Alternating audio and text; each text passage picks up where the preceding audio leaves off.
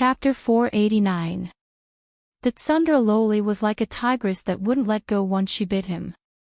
Li Yi had no choice but to use his trump card, the great tickling technique. Princess Shining finally let go after a scream and jumped to the side. She crossed her arms in front of her chest to protect herself and glared at Li Yi fiercely. Father said that you want to bring Yongning out of the palace. Li Yi then realized that the reason for the little tiger's anger wasn't because she couldn't take a loss. He rubbed the place where she bit him and said, leaving the palace is to treat Yongning's illness. Bring her out to the streets, to the brothel to watch plays, to listen to music, to catch fish by the river, and to chase rabbits in the mountains. This will alleviate her illness. This is what His Majesty promised: go out to the streets, to watch plays, to listen to music, to catch fish and rabbits. The Tsundere Loli mumbled. These. She had never done any of these things in her life. After a moment of shock, her eyes were filled with anticipation as she said loudly, I don't care, I want to go too. I want to catch fish and chase rabbits too. But His Majesty will not agree. Li Yi sighed. In order to bring Yongning out of the palace, he had already paid a huge price. He had no choice but to be high-profile twice before the old emperor changed his mind. If he brought another princess out of the palace, it would be strange if the old emperor didn't cut him into pieces. I'll go beg father. A trace of determination flashed across Princess Shining's little face as she quickly ran away. Li Yi had just heaved a sigh of relief when he felt a heavy pat on his shoulder. Turning around, he saw old General Shui looking at him with a smile on his face. He suddenly had a bad premonition. Before he could greet him, old General Shui grabbed him by the shoulders and dragged him to a secluded corner of the wall. With a bright smile, he said, Little Li, not bad. His Majesty's 3 princesses are so close to you. What is it about you that attracts the princesses? Old General Shui's behavior made Li Yi very worried. He thought for a moment and said, Old General Shui, if you have something to say, just say it. Was that book really written by you? Old General Shui looked at Li Xian with a burning gaze, but he didn't mention Li Xian's name again.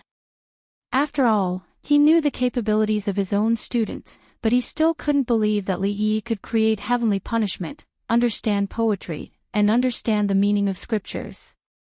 These were far from enough. Even his attainments in the art of war made them, who had been through hundreds of battles, blush with shame. This made these old fellows feel like they had been living like dogs for the past decades. No. Smelling a hint of trouble, Li Yi said straightforwardly. No. Old General Shui was taken aback. A look of understanding and disappointment appeared on his face. Yes, this was a peerless classic book on military strategy. How could it be written by 2 juniors without any combat experience? He had his doubts about this, and now his doubts were finally confirmed. As for his disappointment, it was because to a general, to be able to leave his name in a book on military strategy, even if it was just a mention, was much more meaningful than winning 10 battles. If that's the case, do you know who wrote this book? At this moment, old General Shui no longer wanted to leave his name. He only wanted to get to know the hidden master of military strategy. It's a long story. Li Yi sighed. I vaguely remember that it was a snowy winter. Old General Shui listened in a daze before his expression suddenly relaxed. He patted Li Yi's shoulder again and said, This old man is not shameless enough to compete with the younger generation for merits. This old man only has one request, and that is to add this old man's name in that military book. Just mention it once, he was an old general after all. His foresight was far more accurate than Li Xian's. This was the first time that old General Shui had such a serious expression. Li Yi sighed in his heart. The fact that Sun Tzu's art of war could be passed down for more than 2,000 years and still have such a great reputation was enough to prove its significance. It would definitely become a classic for future generations to study. Even a mention of its name would be taken as an illusion. Those researchers would probably even dig up old General Shue's life. Perhaps thousands of years later, there would still be people who would remember a general named Shui Wanqing who was known as the God of War, in a dynasty that had disappeared for a long time. Old General Shui had treated him well. It was just a small effort, so Li Yi naturally wouldn't refuse. He nodded and said, "It's not a difficult matter. Don't worry, old Shui. Not bad, I didn't misjudge you." Old General Shui laughed and said, "I heard that you and your wife still don't have any children. I have a granddaughter at home. She's 16 years old and has yet to marry. She looks 80% like me and has a big waist. She'll definitely be easy to raise. Although it's impossible for her to be your concubine, if I were to ask His Majesty for an edict, 80% similar, big waist." Li Yi's eyes widened. He looked at old General Shui and couldn't help but think of a certain scene. He shivered and quickly said, no need, old General Shui, there's really no need." Old General Shui waved his sleeve and said, "My grandson is younger than you by 2 years. He's already carrying his 3rd child. This matter is settled. You've long made a name for yourself in the capital, and my granddaughter has admired you for a long time. I'll ask His Majesty tomorrow to grant this marriage. Our 2 families will be closer in the future. You have to mention my name a few more times." After saying this, he laughed and walked towards the front of the hall. Li Yi was stunned. He immediately chased after him and shouted, "Old General Shui, please wait. Let's talk about what happened just now. I suddenly feel that there's no place to add your name." After finally dispelling old General Shui's idea of biting the hand that fed him, Li Yi let out a long sigh of relief. He stood outside the hall and suddenly felt something. He looked in a certain direction and saw the envoys of the Qi Kingdom walking towards him. Today's combat test was a competition of skills. Naturally, it couldn't be carried out inside the hall. The public square outside the hall had already been cordoned off into a large open space. On both sides of the square were a row of tables. The tables were filled with fruits and vegetables. It was clear that the old emperor and the officials didn't treat this as a competition at all. Instead, it was more of a performance. After interacting with the envoys of the Qi Kingdom twice, Li Yi cast a glance at them and paid them no more attention. They still had to go into the hall to pay their respects to the old emperor. The official competition wouldn't start until a while later. When the envoys of the Qi Kingdom passed by him, they seemed to have noticed something. Li Yi looked in that direction again. Behind the envoys of the Qi Kingdom, there were a few young people. Li Yi's gaze swept across them and landed on the last young woman. The woman wasn't very old. She looked to be in her 20s. Her looks were average and her looks could only be considered average. Out of 10 points, she would be given 5 points. But for some reason, when he looked at this woman, he had an indescribable strange feeling. There seemed to be something wrong with her, but he couldn't put his finger on it. What was even stranger was that apart from the strange feeling, he also sensed a sense of familiarity from her. But he was 100% sure that before today, he had never seen her on any occasion.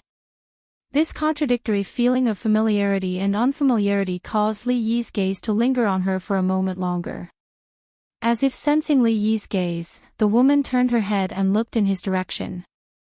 When their eyes met, Li Yi's heart trembled slightly. This gaze, he must have seen it somewhere before.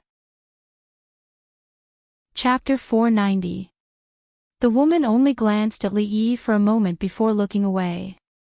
There was no change in her expression. Strange, Li Yi shook his head. In the end, he still couldn't remember where that familiar feeling came from. He could only think that he had remembered wrongly. He took another look at the people waiting outside the hall and finally looked away. At this moment, Princess Shining walked out of the side hall angrily.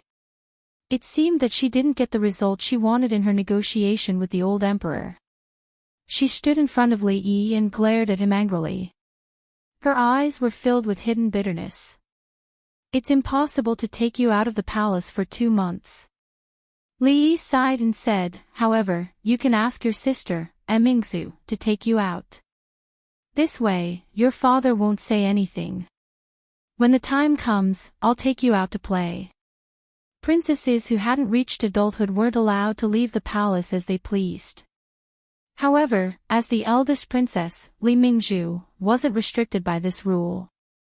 She could even go to Qing and prefecture alone and work as a lowly bailiff in the Anshi Yamen.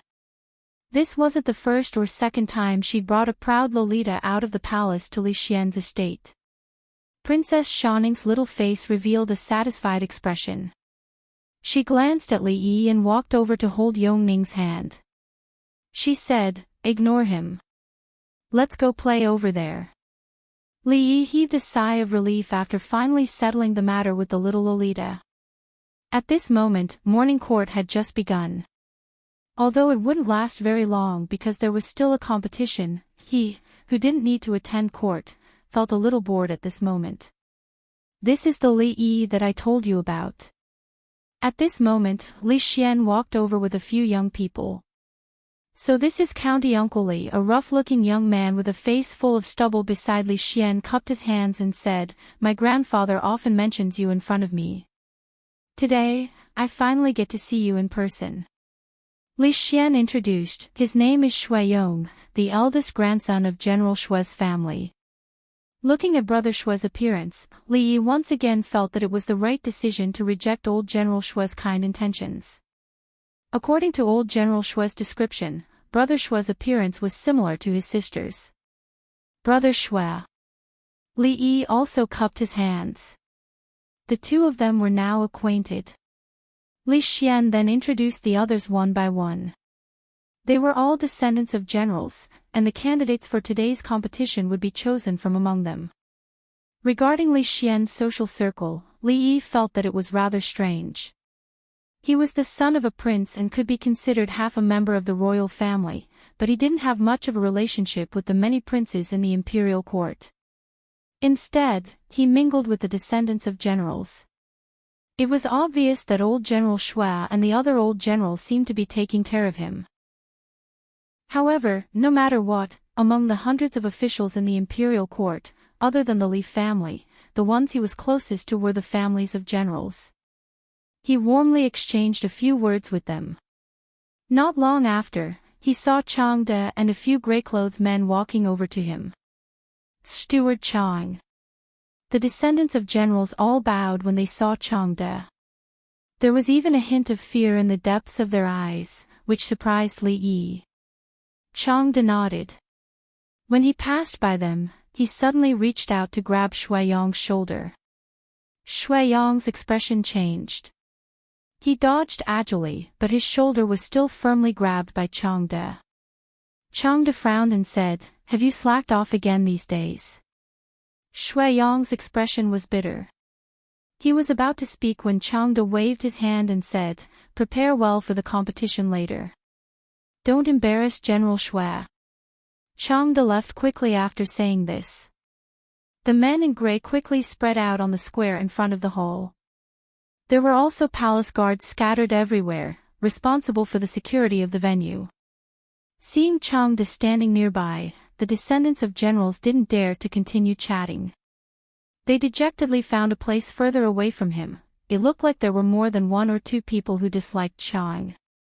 Li Yi slowly walked over. Before he could speak, Chang De glanced at him and said, this old man has never heard of the Sunflower Manual, and I've never said our. I don't even know what the Bixia Sword Manual is. Do you have any more questions? Steward Chang. You're a grandmaster, right? Li Yi asked as he walked over. Chang De glanced at him and didn't answer, implying that he was right. Although he had already guessed it, Li Yi was still somewhat astonished after it was confirmed. Even Mississippi Liu hadn't reached that level, so he probably didn't have much hope in this lifetime. However, this didn't stop Li Yi from being curious. Although Rui had also reached this level, she was still young and didn't have much experience. Chang De was different.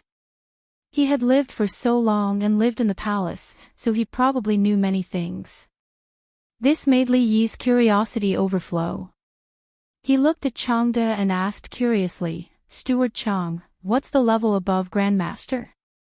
The pugilistic world had always tacitly agreed that Grandmasters were the strongest, but didn't they say that martial arts had no limits? Logically speaking, Grandmaster shouldn't be the end. Perhaps the next level was shattering the void and going to another world. For example, Earth in the 21st century. After experiencing the unimaginable thing of transmigration, Li Yi felt that no matter how wild his imagination was, it wouldn't be too much to ask. Changde glanced at him and said lightly, "Grandmaster is just a title for those who have almost eliminated all their flaws and achieved great success in martial arts. It's not a realm. There's actually no clear division of realms in the pugilistic world. It's just a name forcefully given by others, so it can't be taken seriously. Great success in martial arts without flaws. Then the strength of a grandmaster is about the same." Li Yi mumbled. Changde shook his head and said, "Of course not. There are also differences between grandmasters. It's just that for these experts who have already jumped out of that shackle, it's not easy to determine the winner unless they fight to the death. Moreover, the level of one's strength is also greatly related to the mental cultivation method and martial arts learned. The better the mental cultivation method, the more powerful the martial arts, and naturally, the stronger the martial arts." Changde glanced at him and said, "Can those ordinary martial arts and mental cultivation methods compare to the 8 desolation and 6 directions technique, the 18 dragon subduing palms, and the 6-pulse divine sword?" Li Yi's expression changed. He looked at him and asked, "Do these martial arts really exist?" "No." Changde waved his hand and said, "I'm just using your demigods and semi-devils as an example." Li Yi was a little disappointed. He thought that Mississippi Liu was not knowledgeable enough to have never heard of these powerful martial arts. He didn't expect that Chang was also an old homebody on the outside. He even read such fantasy martial arts novels. However, although martial arts are not as powerful as you think, some martial arts do have the same effect as those divine skills. Changde glanced at him and said, "Although there are no martial arts like the 8 desolation and 6 directions technique that can restore one's youth every 30 years and increase one's strength by another level, there are records in the palace that there is a strange martial art in the martial arts world that can change one's appearance. Even an old man can recover his youthful appearance in a short period of time. However, this is only a superficial martial art and cannot increase one's lifespan in the slightest." Li Yi shook his head and said, "After practicing martial arts, one's body will be healthy and immune to diseases. It can be considered as extending one's lifespan." Changde looked at him and said, "That's not really extending one's lifespan. It's not that there are no real martial arts that can extend one's lifespan. I've heard of a martial art called the turtle breathing technique. It is said that those who practice this turtle breathing technique can increase their power in their sleep and easily live for 2 cycles of 60 years. However, those who practice this martial art will sleep for many years and rarely wake up. Even if they really sleep for 2 cycles of 60 years, what's the point? Of course, this is only hearsay. At least, I've never seen it." Li Yi nodded repeatedly. He thought that Chang was indeed knowledgeable. These were things that Mississippi Liu and Rui did not know. Sometimes, he could not help but ask second great-uncle about it out of curiosity, but the old man would fall asleep after a few words. Li Yi's many doubts were all answered by Chang. Unfortunately, when he wanted to ask more questions, many figures began to walk out of the hall. Chapter 491. After the courtiers walked out of the Jingjing Hall, they did not return to their respective departments as usual. Instead, they found their seats at the tables on both sides of the square. After they were seated, they laughed and chatted with their colleagues on both sides. Changde had been waiting at the door when the officials began to leave the court.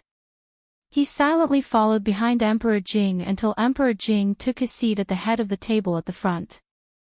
The envoys of the Qi kingdom also had their seats, but the expressions on everyone's faces were not pleasant. It was supposed to be a very serious and formal competition, but it seemed to have become a performance. The officials of the Jing kingdom sat on both sides to watch, and there were many envoys from other countries among them. It was said that even their families would come in a while. A proper competition had become a group of people to watch. This was undoubtedly a great insult to them. Li Yi had just learned that the Empress and many socialites in the capital would also come here after the charity event. His current title was the County Earl, which was not a big deal in the circle of the nobles in the capital. However, his seat was very close to the front, and there was a small roof above it to block the sun. There were not many people with this privilege, and there were only about a dozen of them in the audience. Naturally, the county earl did not have this privilege, but Li Xian did. The position here was big enough, and the view was wide enough. It was a rare treasure. It was not bad to not have to bask in the sun with most people. Li Yi sat there alone and ate 2 pieces of fruit. It was rare that they were iced. Not long after, there was an uproar in the audience. Li Yi looked up and saw dozens of figures rushing out from another direction. Many women walked out from a door of the hall. Countless palace maids came forward to greet them respectfully and led them to their designated seats. Qin, here. Li Xian waved to a nearby place and said. The crown prince's wife and Rui walked over hand in hand, whispering something as they walked. Although Rui was also the county countess in name, she was actually the same as him. She was not very familiar with the other nobles in the capital.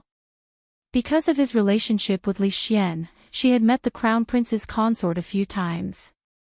After a while, they gradually became familiar with each other. Li Yi and Li Xian gave them the shady seats in the back and sat in the front. Before the official match, there would always be some important figures who would make some speeches. This process was usually very boring. When he finally got to the beginning of the match, he looked up and found that the one who represented the Jing kingdom was Shuiyong, whom Li Xian had just introduced to him. When he saw the people sent by the Qi kingdom, Li Xian's expression was clearly startled. A woman. He didn't discriminate against women, but not every woman was like Mingzu. For the Qi kingdom to send such a woman to compete with Shuiyong, could it be that they had already given up? Are all these youngsters from the Qi kingdom here to watch the fun? If that was the case, then today's competition wouldn't be so exciting. Although the winner wouldn't be decided in a single match, and there were 3 people on each side, it would be considered as the winner if 2 out of 3 matches were won. However, it wouldn't be so easy to win if one person was killed at the very beginning. When Li Yi saw the familiar woman walking into the field, a hint of surprise appeared on his face. How could it be her? Shuiyong walked into the field, laughed and said, is there no one else in the Qi kingdom? You've actually sent a woman here. I, Shuiyong, don't want to bully a woman. You'd better send someone else here as soon as possible. A burst of laughter broke out in the surroundings. The courtiers of the Jing kingdom were naturally happy to see the Qi kingdom make a fool of themselves. Humph, how arrogant. You'll talk after you win. An ambassador of the Qi kingdom snorted coldly and said. Although he didn't know why the 3rd prince had made such an arrangement, he was also doubting whether this woman whom he had just met for the first time could win. So, he naturally didn't show any fear on his face. Is Shuiyong very powerful? Li Yi tilted his head and looked at Li Xian as he asked. Of course. Li Xian said without hesitation. Shuiyong was trained by old General Shui. When he was young, he was the best fighter among all the children of the general's family. Moreover, he often received guidance from Steward Chang. It's impossible for him to lose to a mere woman. Can he win, that person? Li Yi looked to the front and gestured to him. Seeing Mingzu standing there, Li Xian was stunned and said, Mingzu. She can't be counted, that means he can't win. According to people's common sense, women were born to be in a weaker position when it came to such matters. However, this didn't mean that there were heroines like Princess Emingsu and Mississippi Lu who could put countless men to shame. Li Yi felt that there was something strange about this woman. The people of the Qi kingdom weren't stupid. It wouldn't be easy for Shuiyong to win. Since that's the case, excuse me, young lady. With so many people watching the competition between countries, Shuiyong didn't really walk up to the woman in a gentlemanly spirit. However, he still looked down on the woman. He didn't choose a weapon. When he walked up to the woman and saw that she didn't move at all, he couldn't help but stop and ask, "Are you going to compete or not?" The woman finally looked up at him and said, "Are you ready?" "Of course, but you?" Shuiyong said, feeling somewhat baffled. "Okay." However, before he could finish his sentence, he felt a flash in front of him and the woman's figure disappeared in front of him. Subsequently, he felt a pain in his neck. After a moment of blackness, he completely lost consciousness. Plop! Shuiyong fell to the ground. The competition was over. Someone had just picked up a piece of fruit. Before he could put it in his mouth, his wrist shook and it fell to the ground. Li Xian was even more stunned on the spot. An instant kill. Shuiyong was actually defeated in an instant. Didn't that mean that the woman, who looked younger than Shuiyong, was much more powerful than him? While Li Yi was also shocked, Rui walked up and said, "Husband, don't you feel that this woman looks a little familiar?" Since even Rui said so, it seemed like they did have some sort of interaction before. Li Yi frowned. When he was thinking hard, there was an uproar on both sides because of what had happened just now. How could this happen? Even Shuiyong lost. Who else among the younger generation can go up? Look at the scene just now. Alas, the gap is too big. The gap is too big. What should we do now? Is the Qi kingdom really going to win this round? It was unexpected that such an ordinary-looking woman could be so powerful. Although there were still 2 more rounds, if no one among the younger generation could defeat her, the result would be the same even if there were 10 or 100 more rounds. Shuiyong was quickly carried away by 2 guards. After the imperial physician examined him, he looked at old General Xue and said, "It's okay. He just fainted. He will wake up in a while." Old General Xue's expression softened a little. Emperor Jing looked at the young woman in the field, and a trace of surprise appeared in his eyes. Even he knew that in the competition between the younger generation, there was not much difference in strength. As an outstanding disciple of the family of generals, Shuiyong was already very powerful, but even he was not a match for the woman from the Qi kingdom. In the next 2 rounds, no matter who was sent up, wouldn't they lose? Behind him, Changde frowned. When he looked at the woman, his eyes flashed and a thoughtful expression appeared on his face. "Father, let me go up for the next round." At this moment, a sweet voice suddenly came from his side. Chapter 492. Emingsu. Emperor Jing turned his head and saw Emingsu coming out from the side. He frowned and said, "You can't do that. She was the princess royal of a kingdom. How could she compete with others in front of all the officials, dignitaries, and envoys of other kingdoms?" Moreover, the strength shown by the young woman made Emperor Jing a little worried. Are there any young masters in the palace who can defeat that woman? Emperor Jing looked at Changde and asked. Since even Shuiyong had been defeated, Emperor Jing naturally would not pin his hope on the other sons of the generals. If the other side easily won the 3 matches with only one person, the Jing kingdom would lose face. Changde glanced at the woman in bewilderment and said, "Your Majesty, this woman was able to defeat Shuiyong so easily, presumably her martial arts have already reached perfection.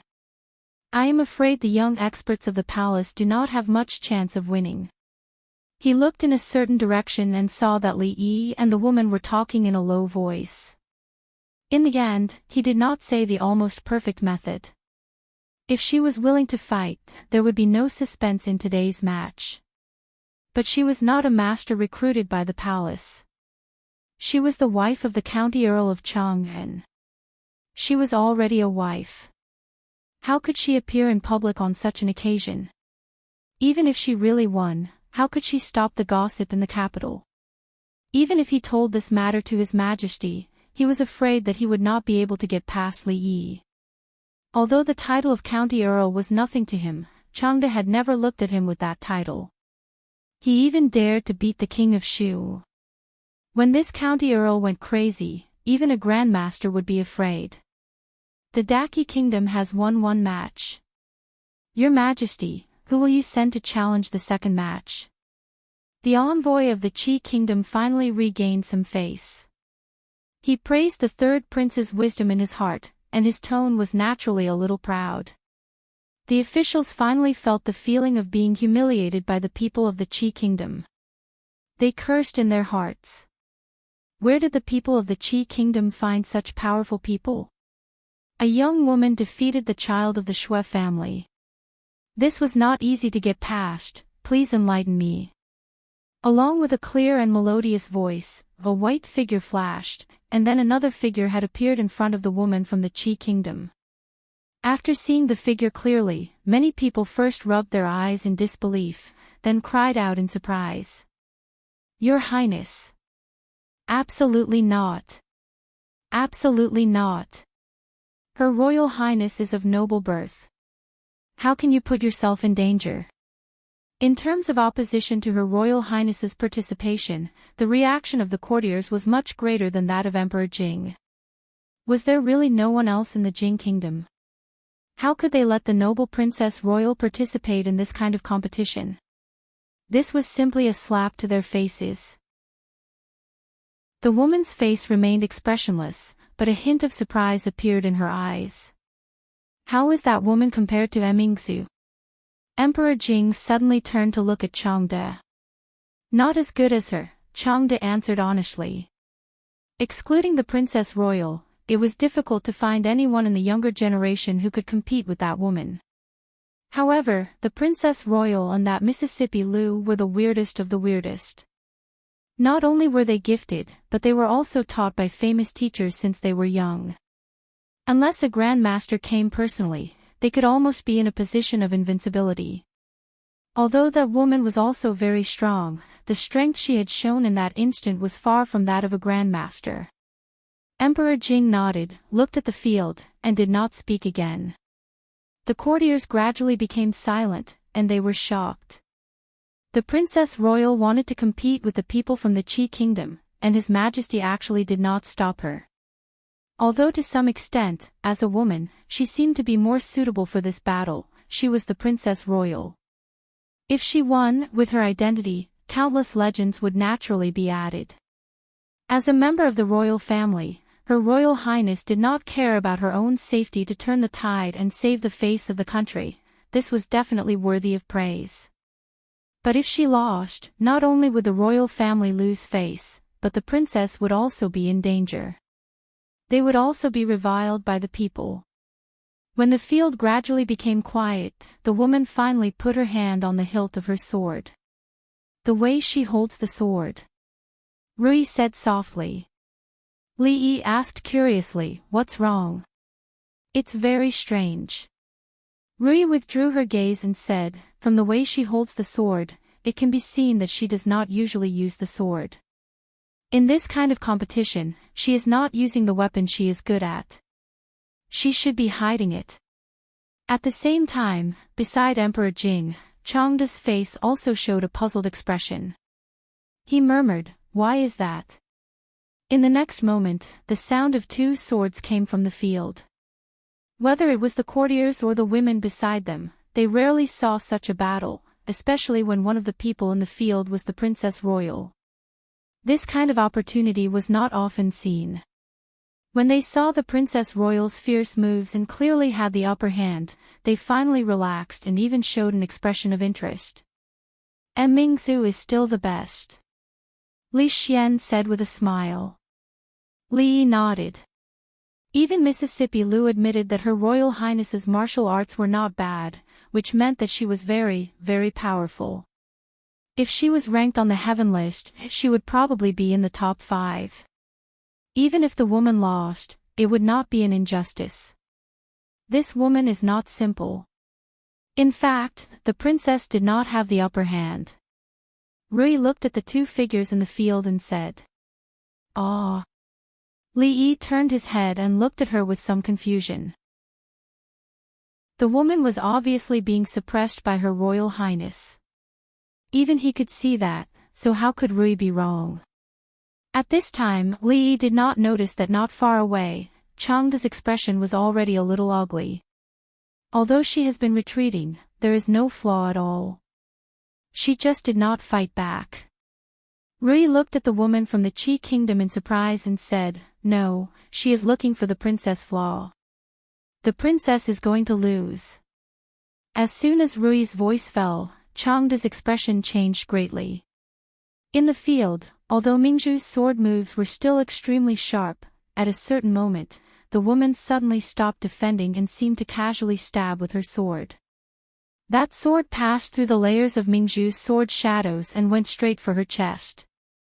More importantly, Mingzhu had always been displaying fierce attacks. At this time, her body rushed forward due to inertia and directly collided with the tip of the sword. Emperor Jing's expression changed and there were countless exclamations in the field. A shadow flashed and Changda's figure had already disappeared. However, because he was too far away, he could not stop it in time. Li Yi and Li Xian's expressions changed at the same time. A white jade wine cup on the table was already in Rui's hand. When she raised her arm slightly, she paused for a moment and a trace of surprise appeared on her face. In the field, Mingzhu, who was about to be stabbed by the sword, turned her toes slightly. After drawing an arc on the ground, her body suddenly moved to the side in a strange way. At the same time, the sword momentum did not decrease and went straight for the woman's throat. Changda's figure appeared in the field. When he saw this scene, his expression was also extremely shocked. Just now, when the woman was fighting with the princess, he realized that he had underestimated her. Even when she was fighting with Shuiyong, she did not use her full strength. Like the princess, her real strength should be extremely close to that of a grandmaster or even surpass the princess. This was because when the two of them were fighting, the princess was the first to reveal a flaw. However, Changda did not expect Her Royal Highness to be able to pull off such a beautiful reversal under such circumstances. Although he did not know how she managed to evade the attack, the scene just now was a classic even for a grandmaster. How could it be? Rui looked at Li Yi and said softly, "How does the princess know Tai Chi?" Chapter 493. It's not me. Seeing Rui looking at him, Li Yi opened his mouth subconsciously. Speaking of Tai Chi, he himself was a dabbler. No, he could not even be considered a dabbler. Ever since the last time he tried to use Tai Chi to trick the princess into becoming his disciple, he had never mentioned it again. So far, he and the princess only had a pure relationship. It couldn't be any more pure. As for the secret rendezvous in a small garden in the palace, using the excuse of teaching martial arts, holding hands, touching, and hugging, of course not. Husband and Her Highness are good friends. It doesn't matter if you really teach her. Rui said with a smile, "It's just that recently I thought of a more effective way of circulating vital energy. Husband, remember to remind me to inform the princess after this match." Li Yi looked at her and found that he couldn't understand Rui's tricks anymore. He felt that he couldn't answer her. Fortunately, she didn't continue to ask. When Li Yi secretly heaved a sigh of relief, he was also puzzled. Who taught her Tai Chi? In this world, there were only 3 people who knew how to use Tai Chi: Rui, and him. Rui counted as 2, Mississippi Lu counted as 1, and he, who only knew the moves and couldn't bring out the true power of Tai Chi, counted as 0. Li Yi was sure of this. However, what Her Highness used at the critical moment just now was not the Tai Chi footwork that Rui taught her. He shook his head. This matter could wait until she won. With such a sudden turn of events, Li Yi felt that the Qi Kingdom woman should also be confused. However, just as he had this thought, the woman suddenly made an unimaginable move.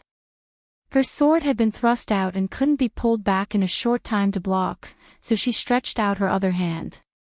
She used 2 fingers to lightly flick Mingzhu's sword. Her sword was easily bounced off. Seeing this, Li Mingzhu's expression changed slightly and he quickly distanced himself from her. It's her. Rui looked at the woman and couldn't help but exclaim. Grand Master. All the wrinkles on Changda's old face were tangled together and his eyes were shining. Who is it? Li Yi looked at her in confusion. Husband, do you remember the Taoist we met in Qing and Prefecture? Rui looked at him and said, the one who almost competed with Rui. Li Yi nodded. Of course, he had not forgotten about that Taoist nun. She had even helped him once. Moreover, he had a deep impression of someone who could not even defeat Second Lady Lu. You're saying that the Qi Kingdom woman? Li Yi stared at her with wide eyes, is the disciple of Taoist nun. Rui shook her head and said, the woman on the field is that Taoist nun. Li Yi paused for a moment, then smiled and said, my wife, don't joke. Taoist nun is already middle-aged. The person on the field is clearly a young woman. How can, he didn't finish his sentence and closed his mouth. He suddenly thought of something. Just a moment ago, Lao Chang had conducted a martial arts literacy test on him. He seemed to have mentioned that there was indeed such a strange martial art that, when practiced to a high level, could change one's appearance and deceptively regain one's youthful appearance. Could it be? Li Yi raised his head again to look at the woman on the field. Her face was still unfamiliar, but her eyes were indeed familiar. Her appearance may change, but her aura will not. She has been hiding her aura and suppressing her strength below that of a grandmaster. She didn't expect Her Royal Highness to have such a strange move. If she hadn't used the strength of a grandmaster just now, I'm afraid she would have lost. Rui looked at him and explained, but at that moment, she could no longer hide her aura. Ordinary people can't feel the fluctuations of that aura, but those who have reached the same level as her will be extremely sensitive to that aura. Li Yi looked at the young woman on the field. No matter how hard he tried, he could not connect her with the middle-aged Taoist nun.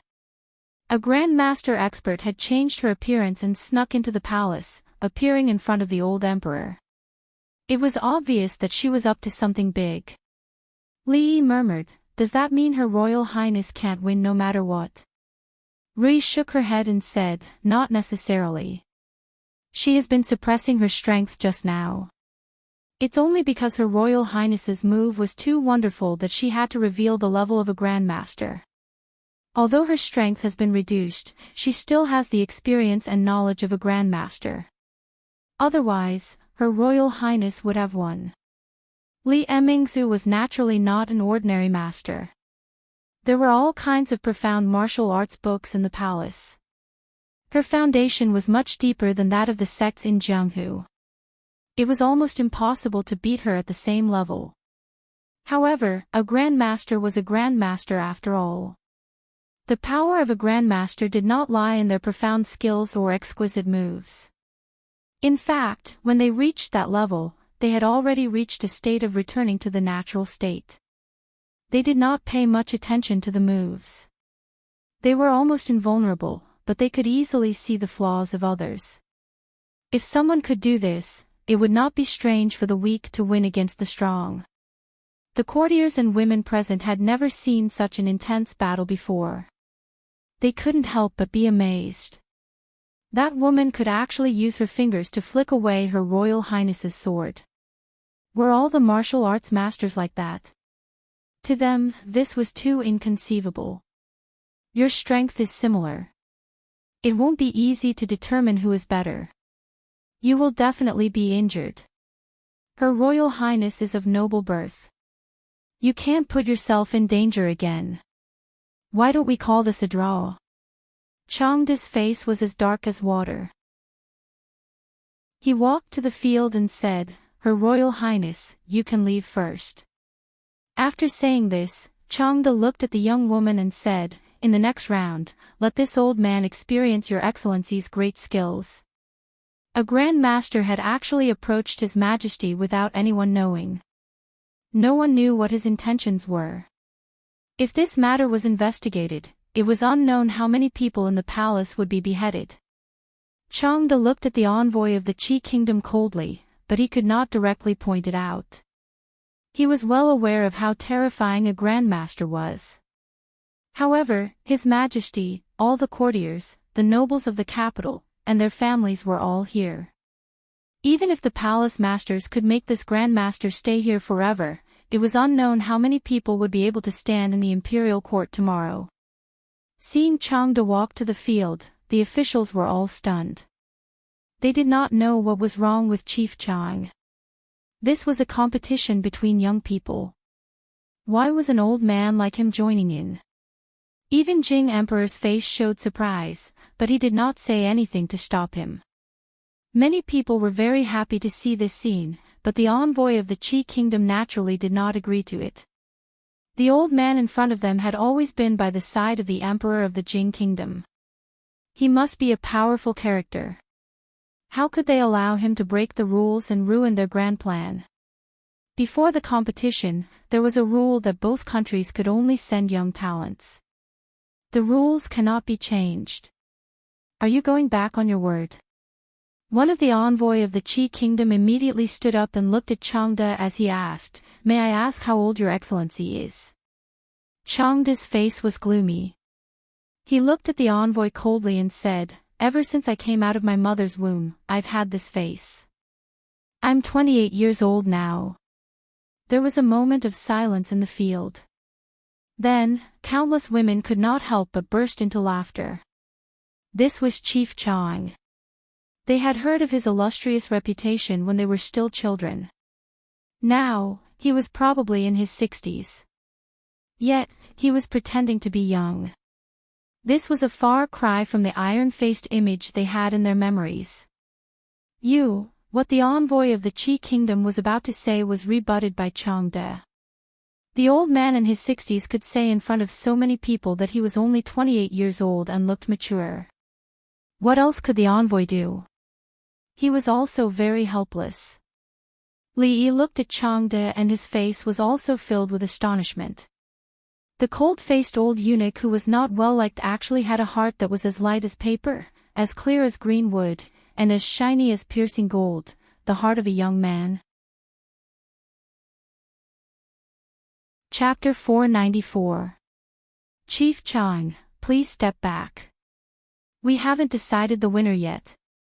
Mingzu walked up and looked at the young woman. Her eyes were filled with the desire to fight. Princess, you mustn't. Changda said without hesitation.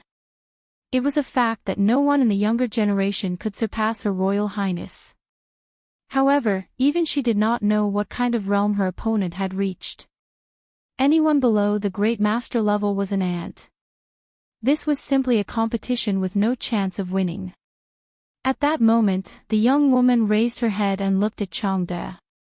Suddenly, she stretched out 2 fingers and tapped on her left shoulder twice. At the same time, the breath in her body stagnated. In an instant, she seemed to be weakened. Changda's expression changed and his eyes narrowed. She did not know where this Grand Master came from, but he had actually sealed 2 of her important acupoints. These acupoints were special, and she could only seal them, not unseal them. She would need at least an hour to regain her Grand Master's strength. He didn't expect her to do this. Could it be that she didn't have any ulterior motives? The woman threw the sword in her hand aside and said, Since it's a duel, there's no need to use weapons. Changda thought for a moment.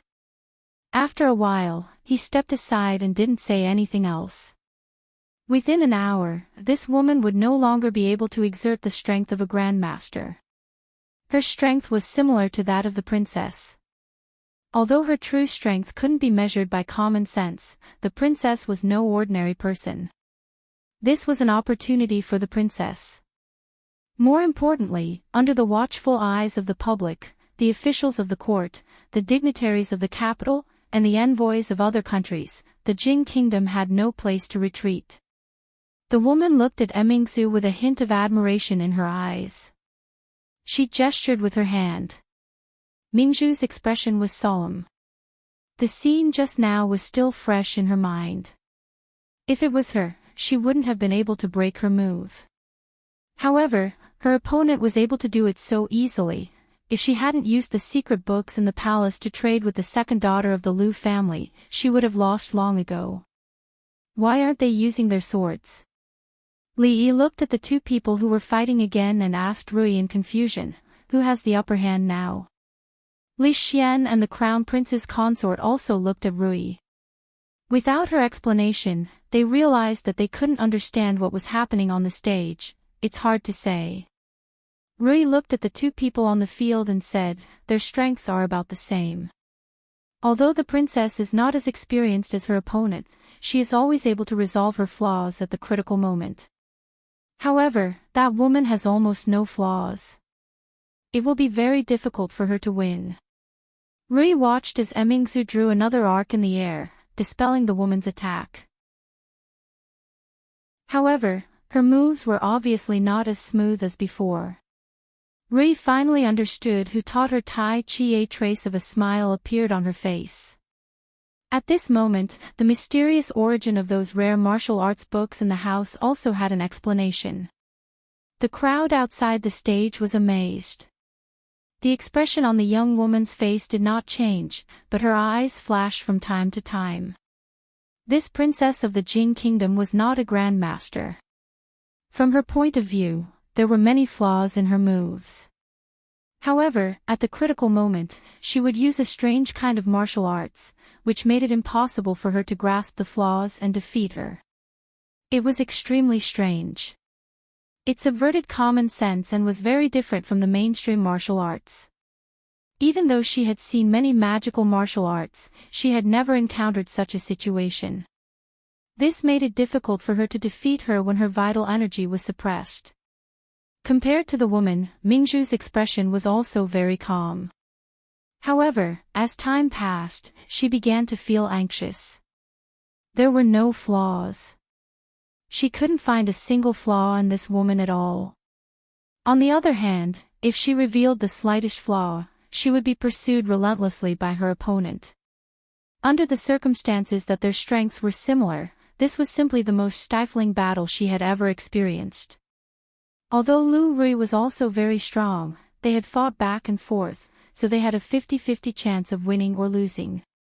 However, the woman opposite her gave her the feeling that Steward Chang had given her a handicap and they had exchanged blows. Seeing that the princess was once again forced to retreat by the woman's palm, Chang frowned again. Was this not enough? Mingzu covered her shoulder and only stopped when she retreated to the side of the stage. An abnormal flush appeared on her face, and the next moment, it became a little pale. Are you all right? Li Xian hurriedly walked over and asked. Mingzu shook her head. Just when she was about to walk over again, a slender palm suddenly stretched out from the side and patted her shoulder lightly. She felt a gentle force gushing out of her body, circulating through a certain meridian in her body, and then disappeared. Recalling the feeling that she had just experienced, Mingzu seemed to have understood something. She looked at the smiling woman and nodded slightly. Then, she turned around and strode back. She did not know if it was an illusion, but when the young woman looked at the princess of the Jin kingdom who was walking over again, she felt that something was different about her. Soon, she found out what was different. She pushed out her palm, and the same force returned to her from the opposite side. Although she had this feeling just now, it was extremely weak. Now, it was magnified infinitely, as if she was exchanging blows with another her. Moreover, the flaw she had seen in her opponent's defense seemed to be no longer a flaw. Noticing that her opponent's attack was weakening, Emingsu was delighted. What she had felt just now was indeed a brand new way of circulating vital energy.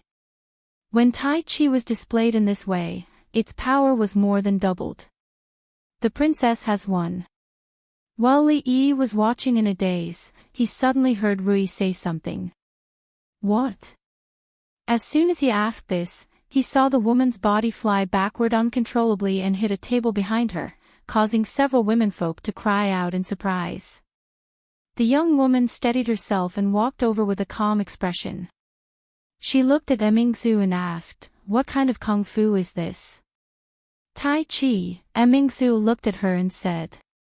"Not bad," she said, then turned around and walked out of the court. After seeing the old man beside Emperor Jing and the experts in the palace, she clearly realized that she had no chance in the palace. She had never cared about winning or losing this battle. However, she did not expect that she could not defeat the princess of the Jing kingdom, even after suppressing her strength below that of a supreme master. The palace was indeed extraordinary. This made her realize more things. Seeing that the woman had retreated out of the court, one of the ambassadors from the Qi kingdom immediately stood up and asked, "What's going on?" The woman looked at the leader of the ambassadors. The blue-robed ambassador immediately said, "We have lost this round." How could it be so easy? Before the ambassador who had spoken first had time to refute, the blue-robed ambassador waved his hand and said, "That's enough. What's the point of continuing?" He looked at the young man beside him. Before he could speak, the young man shook his head and said, "No, I'm no match for her. It's useless. We will lose the third round sooner or later. It's better for you to admit defeat, you." Apart from the blue-robed ambassador, the other ambassadors from the Qi kingdom all looked furious. Was this the third prince's arrangement? They all looked towards the blue-robed envoy in charge. Could he be lying to them? The blue-robed ambassador's expression changed. After a while, he gritted his teeth and said, "In that case, we admit defeat." The fact that the eldest princess had defeated the woman from the Qi kingdom had shocked all the officials. The eldest princess, who was a woman, was not at all inferior to a man. This had greatly increased the prestige of the imperial family. What was even more unexpected was that no one from the Qi kingdom had dared to challenge the eldest princess.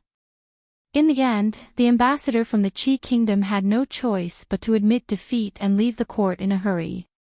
At this point, the 2 rounds of civil and military competition started by the people from the Qi kingdom had ended with the Jing kingdom's absolute victory. The emperor was extremely pleased and ordered a banquet on the spot. The officials from the Jing kingdom toasted each other in the square in front of the legislative hall. Everyone was smiling. Meanwhile, the ambassador from the Qi kingdom, who had returned to his residence, was feeling the complete opposite. "Her ladyship." The blue-robed man looked at the young woman with a troubled look on his face. "What happened just now? You were clearly able to defeat the princess." Just then, an ambassador pushed the door open with a furious look on his face. He pointed at the woman and said, "Could it be that the Jing kingdom had promised you some sort of benefit?" "Ugh!" Before he could finish speaking, the young man behind the woman grabbed his throat. The ambassador's face turned red and his expression turned from anger to terror. "Noisy!" A hint of disdain appeared on the young man's face. He exerted a little force and the head of the Qi kingdom ambassador tilted to the side. He no longer breathed any more. "How dare you act so presumptuously in front of her ladyship?" The young man scoffed icily and casually tossed the ambassador's body onto the ground. The blue-robed ambassador's expression changed. His lips parted but no sound came out in the end. An hour later, countless armored guards suddenly filed out of the office of the Grand Herald. The ambassadors who had just returned were stopped at the door and were confused. Soon, they received a piece of shocking news. A certain ambassador from the Qi kingdom had died in the office of the Grand Herald. Chapter 495. In front of the Hall of Politics, people were singing and dancing. The dancers and musicians of the palace were performing in the square in front of the hall to liven things up. The officials were laughing and chatting, and the women were gathered in groups of 3 to 5, discussing topics exclusive to them. Princess Royal Highness was very busy now. She was busy accepting the praise of the officials in turn. She couldn't show any impatience on her face. Li Yi wanted to ask her what Tai Chi was all about. Stealing was a taboo in the martial arts world. No matter what, she had to compensate a few thousand taels of silver. There were many women gathered around the crown princess and Rui. Even Li Yi and Li Xian were squeezed out of the tent. In all of Jingdo, the most popular women among the madams and daughters of the nobles were these two. As the monopoly of perfume, Princess Royal Highness worked hard and sat in the palace to collect money, but she didn't care about these things. These people naturally targeted Rui and Prince Consort. If they didn't do something in advance, they would have to wait a few more days to buy a new perfume when it came out. It was still easier to earn women's money. He didn't know how Xing Zumo's new bra was doing. If he had the chance, he would go over to appreciate it and give her some suggestions. He could also try lace hollowed out or something for the benefit of men. On the side of Rui workshop, perfume had been widely accepted by women in the capital. In the future, they would slowly introduce a full series of cosmetics. It wouldn't take long for him to become the man behind women all over the world, making countless men hate him. Originally, he wanted to chat with Lao Chang, who was a moving knowledge base, after the competition was over. However, he was just absent-minded for a while, and no one knew where he was. Several men in gray took his place and stood behind Jing Emperor.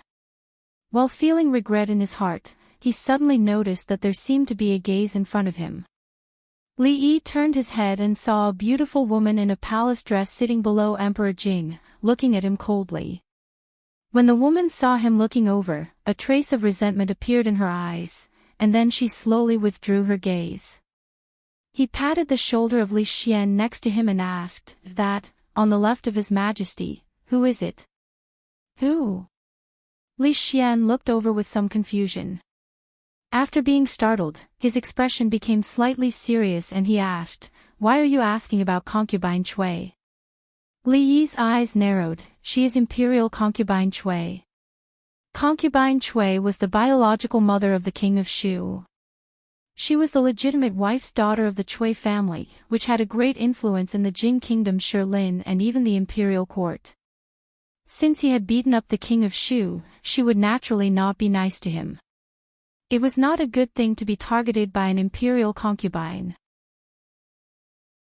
However, Li Yi was not in the imperial court. He stayed at home all day, basking in the sun and teaching his maidservants. Whether it was the Qin family, the Qin family, the king of Shu, or any other king, it did not make a difference to offend a few more or less of them. Old man Chang's reappearance had diverted Li Yi's attention. Li Yi had wanted to call him over, but when he saw old man Chang's gloomy face and quickly walking forward, Li Yi's outstretched hand stopped in midair. After a while, Li Yi saw Emperor Jing slap the table, which was rare. The imperial court officials were shocked. Not long after, a shocking news spread: an envoy of the Qi kingdom died in the office of the Herald of Politeness. Naturally, the envoy of the Qi kingdom was extremely angry about the death of his colleague. He strongly condemned and protested to the emperor and officials of the Jing kingdom and ordered the Jing kingdom to hand over the murderer as soon as possible. Otherwise, they could not guarantee that the Qi kingdom would not take any measures to impose sanctions on the Jing kingdom's behavior that did not follow international morality. It was said that after the emperor heard about this, he was very angry.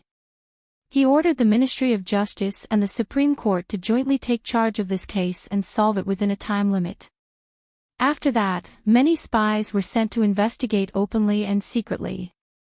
The imperial court of the Jing kingdom seemed to have the attitude that they would not stop until the case was solved. Once the news spread, it quickly spread and caused a great uproar in the capital city. It also made the envoys of other countries feel anxious. Even when two countries were at war, envoys would not be executed. This was an unchanging rule since ancient times. Moreover, this was not a battlefield, but in the capital of the Jing kingdom, in the residence that the Jing kingdom had arranged for the envoy of the Qi kingdom. The envoy of another country died in the office of the herald of politeness. This was a terrible incident. If it was not handled properly, it would escalate into a diplomatic conflict. The Jing kingdom and the Qi kingdom had just finished a war. If another war was to break out, it would be great for them. Fight, fight, fight.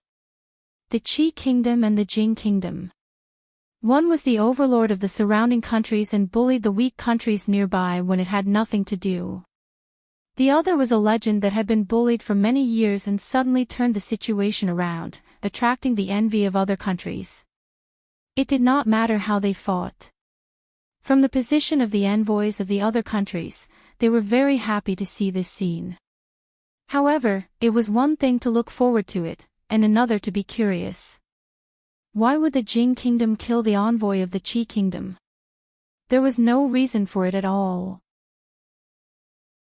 Although the envoy of the Qi kingdom was indeed not a good person, stirring up trouble in the capital of the Jing kingdom these days and stirring up the whole capital city, causing headaches to the ministers and the emperor. But at least on the surface, the written and martial examinations were open and above board. Even if the emperor and ministers of the Jing kingdom wanted to kill them, they would not be so stupid as to choose the office of the herald of politeness, which was the most unsuitable place to do it. When the envoy returned to the country, it would be understandable if he secretly killed a few of them. But to do it so openly, it was a little too much. Of course, regarding the Jing kingdom's behavior, the people just watched. As for the truth, it was obvious even if they thought with their toes. With such an incident, the Chancellor of the Supreme Court and the Minister of Justice naturally could not continue to attend the banquet. The two of them personally went to the office of the Herald of Politeness to collect evidence. The deceased was an envoy of the Qi kingdom. His neck was twisted and he died in his room. The door was tightly shut and the window was wide open. The murderer must have escaped through the window after killing the envoy in the room. However, the security of the office of the Grand Herald was extremely tight. Sneaking in was as difficult as ascending to heaven, not to mention escaping after killing the envoy of Qi kingdom. Other than the corpse in the room, there was not a single clue. The Minister of Justice and the Chancellor of the Supreme Court frowned. This case was completely out of the blue, and His Majesty had given a death order. Suddenly, the sound of footsteps came from the door. Seeing a few people coming out, the two officials frowned. Before they could say anything, a skinny young man in front of them took off the token from his waist and handed it to the two officials. He said, "The Office of Secret Intelligence is working. Unauthorized people should leave. Please cooperate." Although the name of the Office of Secret Intelligence made countless officials tremble, the two officials were not afraid of it because of their high status, especially the Minister of Justice. The skinny young man in front of them had been recruited from the government of Jing County because of his discerning eyes. He was first promoted to the head of the Ministry of Justice and later recruited into the Office of Secret Intelligence by His Majesty. The Minister of Justice frowned and said, "The deceased's neck was twisted with great force. There are no other wounds on his body. Except for a few footprints on the window, there are no clues left by the murderer." The skinny young man looked at the messy footprints on the ground and shook his head. He murmured, "What a pity, what?" The Minister of Justice raised his eyebrows and asked, "Nothing." The young man shook his head and said to the people behind him, "Bring all the envoys of the Qi kingdom to the yard and have someone stand guard outside. From now on, no one is allowed to enter or leave. The only clue is the footprints on the window. I've asked someone to check." These footprints don't belong to anyone in the temple. The Minister of Justice was about to walk to the window to point out the footprints when the skinny young man immediately said, "Please wait, my lord." Hearing this, the Minister of Justice stopped in his tracks. He watched as the skinny young man took off his shoes and carefully walked to the window. He looked at the window and the footprints outside, then opened the back door and walked out. He walked around the back porch, his gaze lingering on the garden under the porch. After a while, he walked into the house and pointed to another room adjacent to this one. He asked, "Who lives there?" An official from the office of the Chamberlain of Dependencies thought for a moment and said, "It's another envoy of the Qi Kingdom. He's also the person in charge of the Qi Kingdom's mission this time." Chapter 496. A murder had occurred in the office of the Chamberlain of Dependencies and it involved the death of an envoy from the Qi Kingdom. This was a serious matter and all unrelated personnel, including the envoys of the various countries, were barred from entering the building. Aside from the personnel handling the case, no one was allowed to enter or leave. They could only poke their heads out and peek into the building from afar. They saw the envoys of the Qi Kingdom standing in the courtyard. The men from the Supreme Court and the Ministry of Justice stood before them, seemingly questioning them about something. "When did you find the deceased? Who was the one who found him?" A supervisor from the Ministry of Justice asked as he held a record book in his hand. "It was me, an hour ago." One of the envoys from the Qi Kingdom looked gloomy. He gritted his teeth and said, "After leaving the palace, Lord Han was in a bad mood because he had lost the competition. He shut himself in his room and did not come out even when it was time to eat. When I went to his room to call for him, there was no response for a long time. So I had the men from the office of the Chamberlain of Dependencies break open the door and found that Lord Han had been murdered." After he said this, he could no longer keep his calm. He said fiercely, "I don't care who killed Lord Han. 3 days. Within 3 days, the Jin Kingdom must hand over the murderer.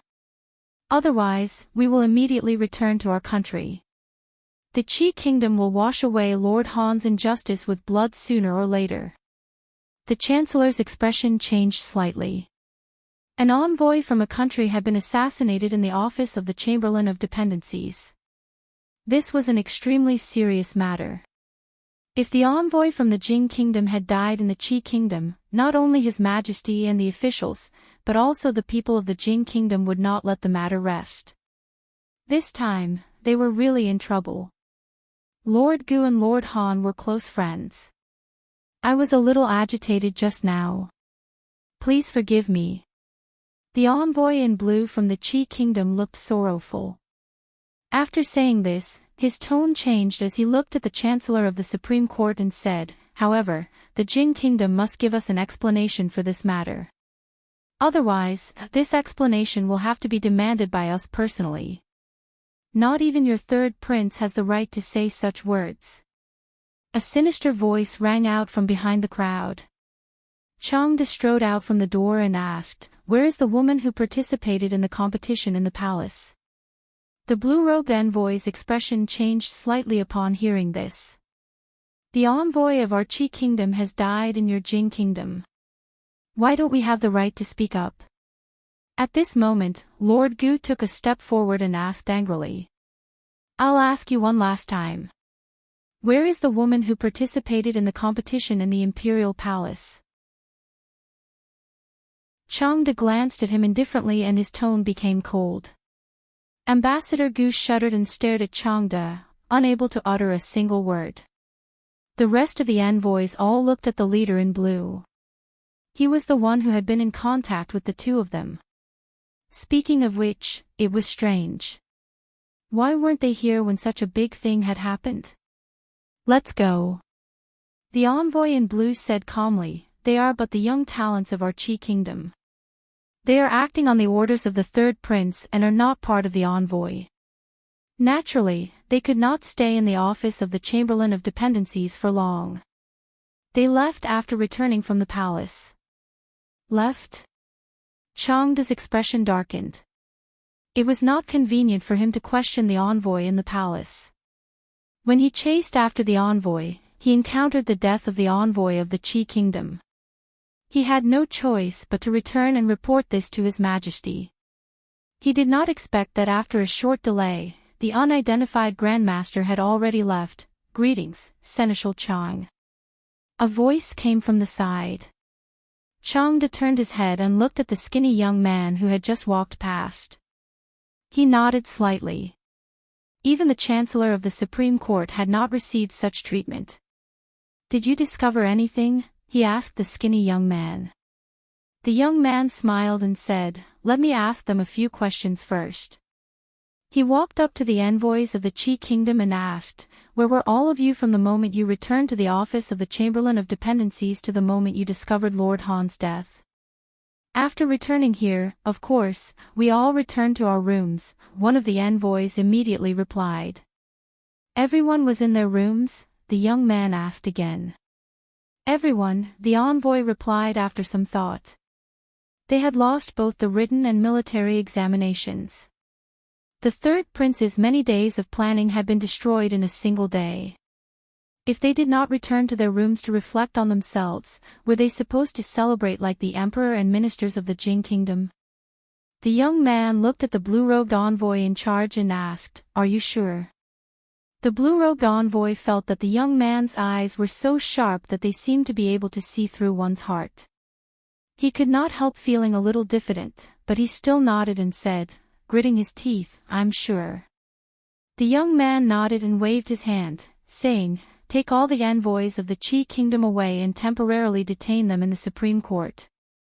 The Chancellor of the Supreme Court and the Minister of Justice were stunned. What had happened just now? Why had all the envoys of the Qi kingdom been detained? Weren't the ones who died from the Qi kingdom? The officials of the Ministry of Justice and the Supreme Court were puzzled. When the envoy of the Qi kingdom came to his senses, he was left with nothing but anger. Why? What are you trying to do? Do you really want to completely fall out with the Qi kingdom? The envoys of the other countries are watching from outside. Do you really think you can shut everyone's mouths? I know. Lord Han's death must have been your doing. Is it finally our turn now? The skinny young man ignored the envoys of the Qi kingdom and said calmly, "Lord Han did not die in his room. His body was moved in later.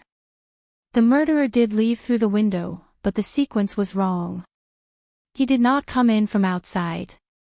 After killing Lord Han, he closed the door and left through the window." The young man looked at the crowd and said slowly, "He killed Lord Han somewhere else, then moved Lord Han's body into the room through the window through the back corridor, and then came out from the room. After passing through the back corridor between the two rooms, he would pass through the garden. This is why there is soil under the window and why the footprints in the garden are deeper than the surroundings. If all of you are in your own rooms, then it is obvious that one of you is the murderer who killed Lord Han. I will explain the specific details to all of you when we arrive at the Supreme Court." He waved his hand and said, "Take them all away." When the young man finished speaking, the expression of the envoy in blue finally changed slightly. The young man glanced at him and strode outside. Watching the men of the intelligence office take away all the envoys of the Qi kingdom, the Chancellor of the Supreme Court looked at the Minister of Justice speechlessly. "Don't look at me, I don't know anything." The Minister of Justice shook his head and said, "It's no wonder His Majesty would promote him so much. I've been handling cases all my life and I've never seen such a genius. This person was born to solve cases." When the envoys waiting outside the office of the Grand Herald saw the investigators from the Jing kingdom coming out so quickly, they hurriedly made way for them. When they saw all the envoys of the Qi kingdom being taken away, the expressions on their faces became somewhat indescribable. Was it not enough to kill one? Were they planning to kill all the envoys of the Qi kingdom in one fell swoop? How were they going to shut everyone's mouths after today? How were they going to face the accusations of other countries?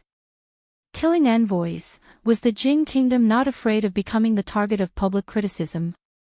Even the most powerful Qi kingdom would not dare to do such a thing, would it? Even if they were to kill all the envoys of the Qi kingdom, there was still them. The Jing kingdom's actions this time had really left everyone dumbfounded. They had risked universal condemnation. They had to report this matter to their own countries and expose the evil deeds of the Jing kingdom to the world. If they wanted to deceive the world, they would have to kill everyone who knew about this. But was that even possible? As the envoys were thinking about this, they suddenly felt that something was not quite right. Chapter 497. An envoy of the Qi kingdom had died. Could it be the work of a patriotic warrior? When Li Yi and Rui walked out of the palace, they were still thinking about this matter. In order to occupy a place on the chivalry ranking list and the chivalry ranking list, those honest people in the martial arts world would do anything. They would do whatever could best embody their chivalry. Helping the elderly to walk and rescuing stray dogs were all child's play. If they wanted to do something, they would do something big. Therefore, the grandson of Prime Minister Qin, the first foppish playboy in the capital city, young Duke Qin, was still lying in bed. Killing an envoy of the state of Qi could be considered as getting rid of a scourge for the country. The wanted posters would definitely be posted all over the world. In terms of fame, it was much more worthwhile than beating up the young Duke Qin. When they walked to the palace gate, they met Changde. Besides him, there was another person who surprised Li Yi. Lu Yizhong pays his respects to you, Your Excellency. Looking at the young man who bowed to him, Li Yi asked in surprise, "Why are you here?" Li Yi actually admired this former subordinate very much. Back when he was in Qing and Prefecture, he had taught him many things about interrogation and investigation, such as record of redress of injustice, judge of the Great Song Dynasty, young Justice Bao, and the strange case of Shi Gong. He had taught him many classic cases. It was a pity that the person this guy admired the most was Detective Conan. Fortunately, people like Song Xiai, Bao Jing, and Di Renjie did not exist in this world. Otherwise, they might join hands to strangle this guy who worshipped foreign things. Of course, the purpose of all this was so that he could be lazy, to cultivate talents for the country. A few days ago, he learned that he had been transferred to the Ministry of Justice and solved several major cases. He was doing very well there. It had only been a few days. How did he get involved with Chang again? Your Excellency, His Majesty summoned me, Lu Yizhong said quickly. I am not Your Excellency now. Li Yi smiled and patted his shoulder, saying, do a good job. His Majesty will not mistreat you. Although Li Yi behaved casually, Lu Yizhong did not relax. He said seriously, Your Excellency's teachings, I will always remember them. All right, go quickly. Don't let His Majesty wait too long. Li Yi waved his hand and gestured to Changde. Then, he walked out of the palace gate with Rui. In the blink of an eye, it was the double seventh festival of the year. The guards in the residence had been building a high platform in the courtyard since yesterday. Today, he promised Xiao Huan that he would draw a poem on her sky lamp, so he had to go back early. The appointment with the old emperor was set after Chinese Valentine's Day. On the second day after Chinese Valentine's Day, Li Yi would be able to fetch Yong Ning from the palace. Everything in the residence had been prepared. Changde looked at Li Yi's departing figure with a profound gaze. Then, he looked at Lu Yi beside him. A trace of emotion appeared on his aged face. What kind of ability did this ordinary-looking young man in front of him have? Even he would not underestimate him. When he thought of what happened in the Supreme Court, he still found it hard to believe. He didn't use any punishment. He only asked the Qi Kingdom's envoy some irrelevant questions, and he was able to unravel the whole matter bit by bit. If Changde didn't already know about his abilities, he might even suspect that he was the one who killed the Qi Kingdom's envoy. However, such a talent that even His Majesty valued greatly was so respectful towards Li Yi. This was definitely not just because the two of them were once superior and subordinate. Changde was no longer surprised by the miracle that happened to Li Yi. When he brought Lui Zhang to the Hall of Diligent Government, he suddenly asked, was Lord Han really killed by that envoy? Although the envoy in charge had just confessed to his crimes, Changde did not think that the personal enmity between the two was enough to make him kill someone out of anger. Lui Zhang shook his head and said, no. He only admitted it because the real murderer was more important to him than his own life. In other words, it was terrifying. Didn't you often say that there is only one truth? Changde looked at him and asked. That is not what I said. Lui Zhang shook his head and said, Lord Han once said this. Of course, this is true. However, sometimes, what we want is not the truth, is it not? You are very good. After a while, Changde's face showed a look of admiration and he nodded. Talents were hard to come by. People who knew how to adapt to circumstances and reason were even rarer. Changde seemed to understand why His Majesty had entrusted that matter to him. Some scenes appeared in Lui Zhang's mind and he said, it is all because Lord Li taught me well. 15 minutes. In the Hall of Diligent Government, Emperor Jing looked at the Chancellor and the Minister of Justice and confirmed again. Yes, Your Majesty. He only used 15 minutes, the Chancellor of the Supreme Court said helplessly. At this moment, he felt as if there were 10,000 horses galloping in his heart. Lui Zhang's brain must be different from ordinary people.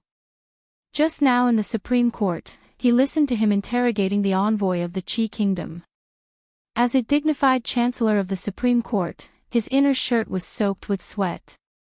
The person who killed the envoy of the Qi Kingdom was actually another envoy. If this case was handed over to the Supreme Court, it would probably never be solved. Let the people of the Qi Kingdom handle this matter themselves. Emperor Jing waved his hand. Since it was an internal conflict between the envoy of the Qi Kingdom, it had nothing to do with the Jing Kingdom. He cared more about not carrying the bad reputation of assassinating the envoy of another kingdom. After a while, Emperor Jing looked at the people in the hall and said, you can leave first. Lui Zhang stays. The Chancellor of the Supreme Court and the Minister of Justice walked out of the Hall of Diligent Government. Changde gave the eunuchs in the hall a look, and they hurriedly left. This Lui Zhang will have a meteoric rise in the future.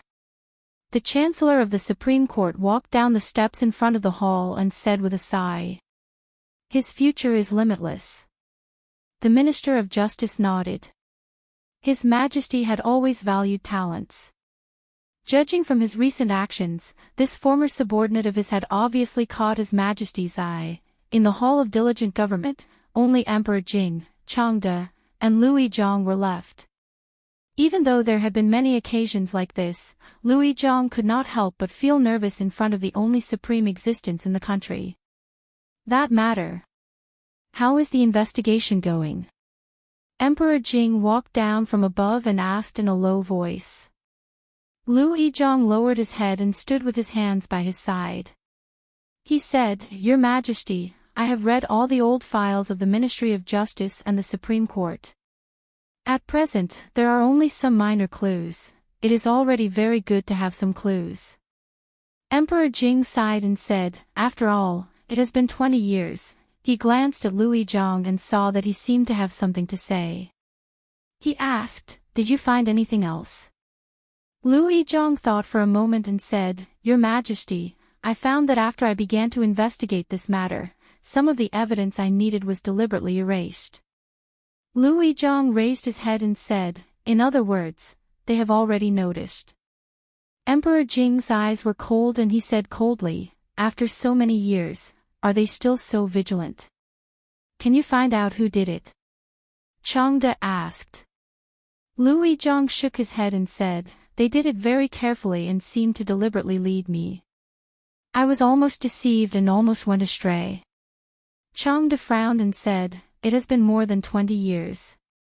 This case is already difficult." "If that is the case, then it is impossible." "Actually, not so," Lui Zhang suddenly said. Emperor Jing and Changde looked at him at the same time. Speaking of this, a mysterious smile appeared on Lui Zhang's face. He said, "His Excellency once said that the more you do, the more mistakes you make. In fact, the case has already entered a bottleneck, and now there is a new discovery. The more you do, the more mistakes you make." Emperor Jing's eyes flashed slightly. After nodding his head, he suddenly asked, "Which Excellency said this?" Seeing a trace of fanaticism on Lui Zhang's face, which was the same as when he was at the palace gate, Changde's mouth twitched. He said, "Your Majesty, he should be talking about Master Li Yi." Chapter 498. On the 7th day of the 7th month, after the third prince of the Qi kingdom left the capital city, the rest of the envoys of the Qi kingdom who stayed in the Jing kingdom soon set foot on their way back. The invisible confrontation between the two countries still ended in the crushing defeat of the Qi kingdom. The Qi kingdom lost the war, lost both the civil and military examinations, and even lost one of their envoys to the internal strife. It could be said that the envoys of the Jing kingdom had lost all their face this time. They were too ashamed to stay in the capital city and left the capital city in a hurry the next morning. When their carriages and horses left the city, although the streets in Jingdo were not empty, the crowds of onlookers still blocked the streets in front of the city gates until not even a drop of water could trickle through. For most people in the Jing kingdom, since they were born, the Jing kingdom seemed to have been suppressed by the Qi kingdom in all aspects. As time went by, they had become accustomed to it. However, all this changed in the second year of Jing He. From the beginning of the year until now, there had been many incidents related to the Qi kingdom. When they thought about it carefully, the people of the Jing kingdom were surprised to find that the Qi kingdom did not seem to be so terrible. Whether it was on the battlefield or in other places, the people of the Qi kingdom would lose and be defeated. It was not as difficult to defeat as they had imagined.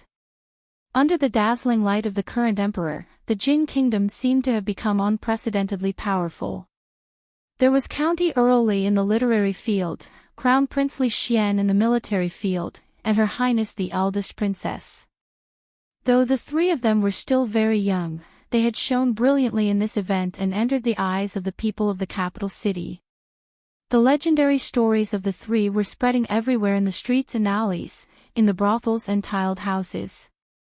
County Earl Li was overflowing with talent. His Highness the eldest princess commanded the army like a god, and Her Highness the eldest princess was matchless in martial arts.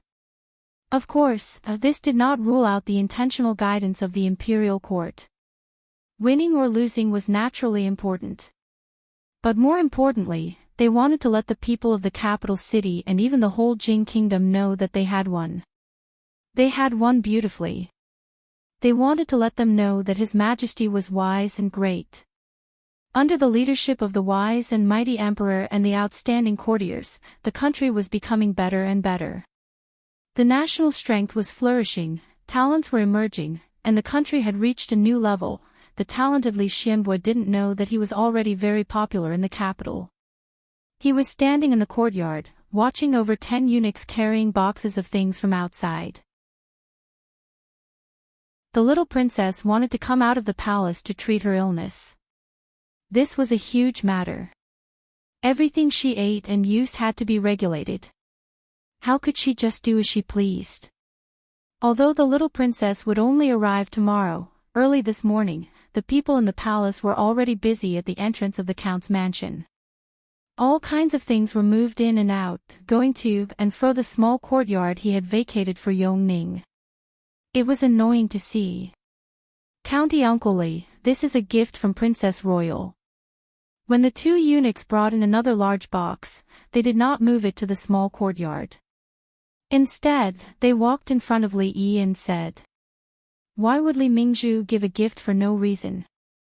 Li Yi opened the box and was shocked by the treasures inside. She was unaccountably solicitous, and he was not used to it for a while. Her Royal Highness had suddenly become so generous. Did Her Royal Highness say anything else? Li Yi looked at the two and asked. No. The two shook their heads.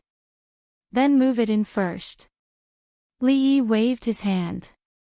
There was no reason not to accept a gift that was delivered to his door. He would ask her what kind of gift it was next time they met. Right, there was also the matter of Tai Chi. He didn't have time to ask her yesterday. There would be no problem with Uncle Li at home. Qi Shi was a festival for women. Mississippi Lu was rarely not busy today. She went to the temple with Rui and Xiao Huan, and there were a series of activities when she came back. It had nothing to do with him. He planned to see how Sing Zumo's bra was doing. Walking out of the gate, he saw a figure wandering under a few willow trees opposite the gate. He walked over and asked, "Why are you here?" Hearing Li Yi's voice, Li Yi hurriedly stopped and opened his mouth, but he didn't say anything. The expression on his face was a little awkward. What's wrong? Another difficult case? Li Yi looked at him and asked. Lu Yi was no stranger to this state. When he was in Qing and Prefecture, he had this expression every time he encountered a difficult case and came to him. Seeing the embarrassed expression on his face again, Li Yi waved his hand and said, "Don't rush. Investigate the most suspicious people one by one. You can't rush things like investigating a case. If you really can't figure it out, go out for a walk, listen to a play, and relax. Maybe there will be unexpected gains." Speaking of investigating a case, in addition to ability, this kind of thing also depended on luck and inspiration. Those basic things had been taught to him. Now, Li Yi couldn't help him too much with these things. Louis Chang was taken aback for a moment before he asked, "Didn't my lord say that the murderer often hides very deeply? We need to dig deeper clues and not be fooled by appearances. The most suspicious person is often not the murderer, did I say that?" Li Yi looked at him and asked. Yes. Lu Yi nodded seriously. Really? Really, nonsense. Li Yi glanced at him and said, "In the future, don't go to the brothel to listen to stories and plays. Those are deliberately made up to attract customers. How can there be such melodrama in reality? Investigate the case honestly and trust your intuition. Whoever you think is the most suspicious, then it's most likely the case." Li Yi was stunned and said, "But didn't Master just say that investigating a case can't be rushed? If you really can't figure it out, you can go out for a walk, listen to a play, did I say that?" Li Yi narrowed his eyes and looked at him. Just now. Lu Yi opened his mouth and looked up at Li Yi. After a moment, he smiled bitterly and said, "No, that's right." Li Yi nodded in satisfaction and patted his shoulder. He said, "The truth can't be hidden. You have to believe in yourself. I still have things to do, so I won't keep you any longer. I'm leaving." Lu Yi smiled bitterly as he watched Li Yi get on the carriage. When he turned his head again, there was a thoughtful expression on his face. Not long after, this trace of thinking turned into understanding. "Thank you, Master, for your guidance." He bowed towards the direction of the residence and turned to get on another carriage.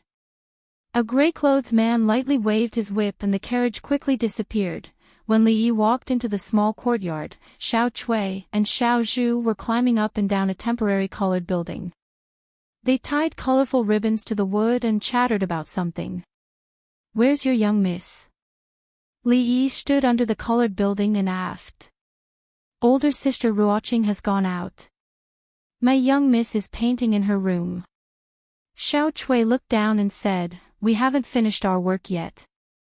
Li, you go find her yourself." Halfway through her sentence, she seemed to have thought of something and immediately closed her mouth. She hurriedly ran down the building and said, "Wait, I'll go tell the young miss." There were no accidents this time. When Li Yi walked into the room, Xingzumo was fully dressed and painting on the sky prayer lantern. Seeing Li Yi walk in, she didn't even look up and said, "What is it? Speak. About the bra, have you thought about it?" Li Yi didn't mind her attitude and walked over. "Paw. Perverted." Xingzumo blushed and glanced at Xiao Chui. Seeing that she was still confused, she said, "Wait a moment, I'll finish painting these sky prayer lanterns first. There's still a long time before nightfall, what's the rush?" Li Yi planned to go to the brothel later and said, "There's still time to paint later." Xiao Chui, who was standing behind him, pouted and said, "The cowherd and the weaver maid can only meet once a year, and it's finally the double seventh festival. Young Master Li, please wait a little longer. Miss will finish her painting very soon." The sky prayer lantern is very important, and if it's delayed, the weaver maid will not bless her. She originally wanted to say that if she delayed, the weaver maiden wouldn't bless her to find Lang Junri. Halfway through her words, she realized that it wasn't appropriate to say these things to Li Yi. She immediately shut her mouth and blushed. "What do you mean by once a year?" Li Yi shook his head and looked at her. "A day in heaven is a year on earth. July is a whole month, but it's only a little while in heaven. The weaver maiden sees the cowherd every day. Maybe she's already tired of seeing him. Why would she be in the mood to bless you? A day in heaven is a year on earth."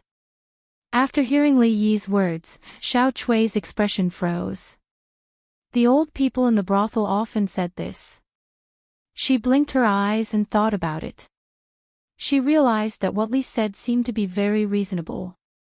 She suddenly felt discouraged. She didn't look forward to the Chinese Valentine's Day that she had been looking forward to for so long.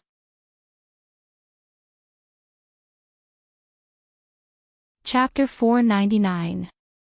Seeing Xiao Chui leave with a depressed expression, it wouldn't be long before Xiao Zhu found out that the weaver girl had lunch with the cowherd every day and that it wasn't just once a year.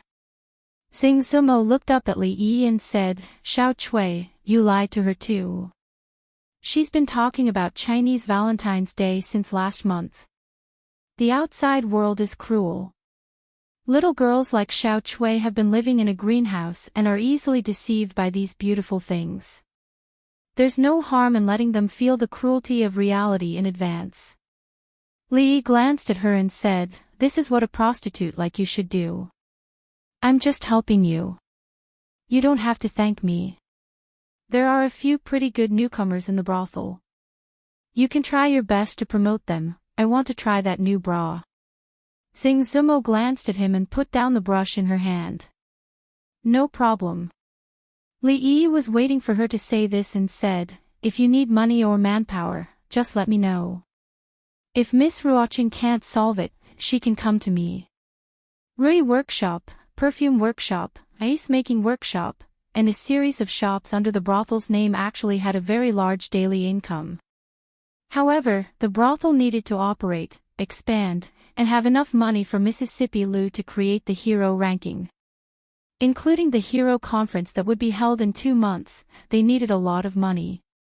At present, they needed to occupy more markets and establish the first high-end lingerie brand in Jing Kingdom. It was necessary to make a lot of money before others discovered the business opportunities in this area. Also, Xingzumo's face was slightly red. She said hesitantly, "I've designed a few new styles these days. Take a look. Then hurry up and take them out." Li Yi looked at her. He was in a hurry. Xingzumo glared at him and took out a few drawings from a small box. She placed them on the table and sat on the edge of the bed, no longer looking at them.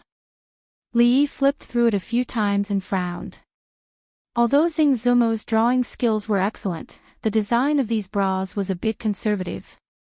Seeing him frown, a look of disappointment appeared on Xingzumo's face. For these things, she had only slept for 2 hours last night, but she was still rejected, so she was naturally disappointed. "I'll draw a few for you to see." Li Yi picked up the pen and quickly flipped through the thick bra illustrated handbook in his mind. He opened the copy in paste mode. Okay, take a look at these.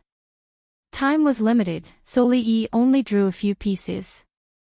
He walked over and handed the paper to her. Xing Zumo took it and stared at it for a moment. Her face immediately turned from red to red. She crumpled the papers into a ball and said angrily, "Shameless." Li Yi shook his head. When he walked out of Xing Zumo's room, he was still a little indignant. How could it be shameless? Future experience tells us that the less fabric used in underwear, the more valuable it is. Although this woman was beautiful, she didn't have the slightest advanced business sense. Li Yi had some doubts. Was it a wrong decision to give this business to her? Obscene, shameless. In the room, Xing Zumo's face was red. She sat on the bed in a daze and cursed a few times. She spread out the paper that she had crumpled. Thinking about how she would wear the bra drawn on the paper, she couldn't help but blush even more. Oldman's son was born to work in the brothel. The poor performers in the capital now almost regarded him as a god. Perhaps even the current emperor didn't have a high position in the hearts of the performers. There were many brothels in the capital, and many of them existed in the form of small groups. However, in just a few months, Oldman's son had made the brothel the largest in the capital and even in the whole Jing kingdom. His achievements were amazing. Although the scale was huge, the order was the best among all the brothels. Tickets were bought in a civilized manner, and people entered the brothel in a civilized manner. If anyone wanted to cause trouble, a few beast-like giants would immediately drag them to a corner and teach them the rules. Li Yi walked around a brothel in the city and was very satisfied with the current situation. The plays in the brothel were somewhat similar to those in the cinema.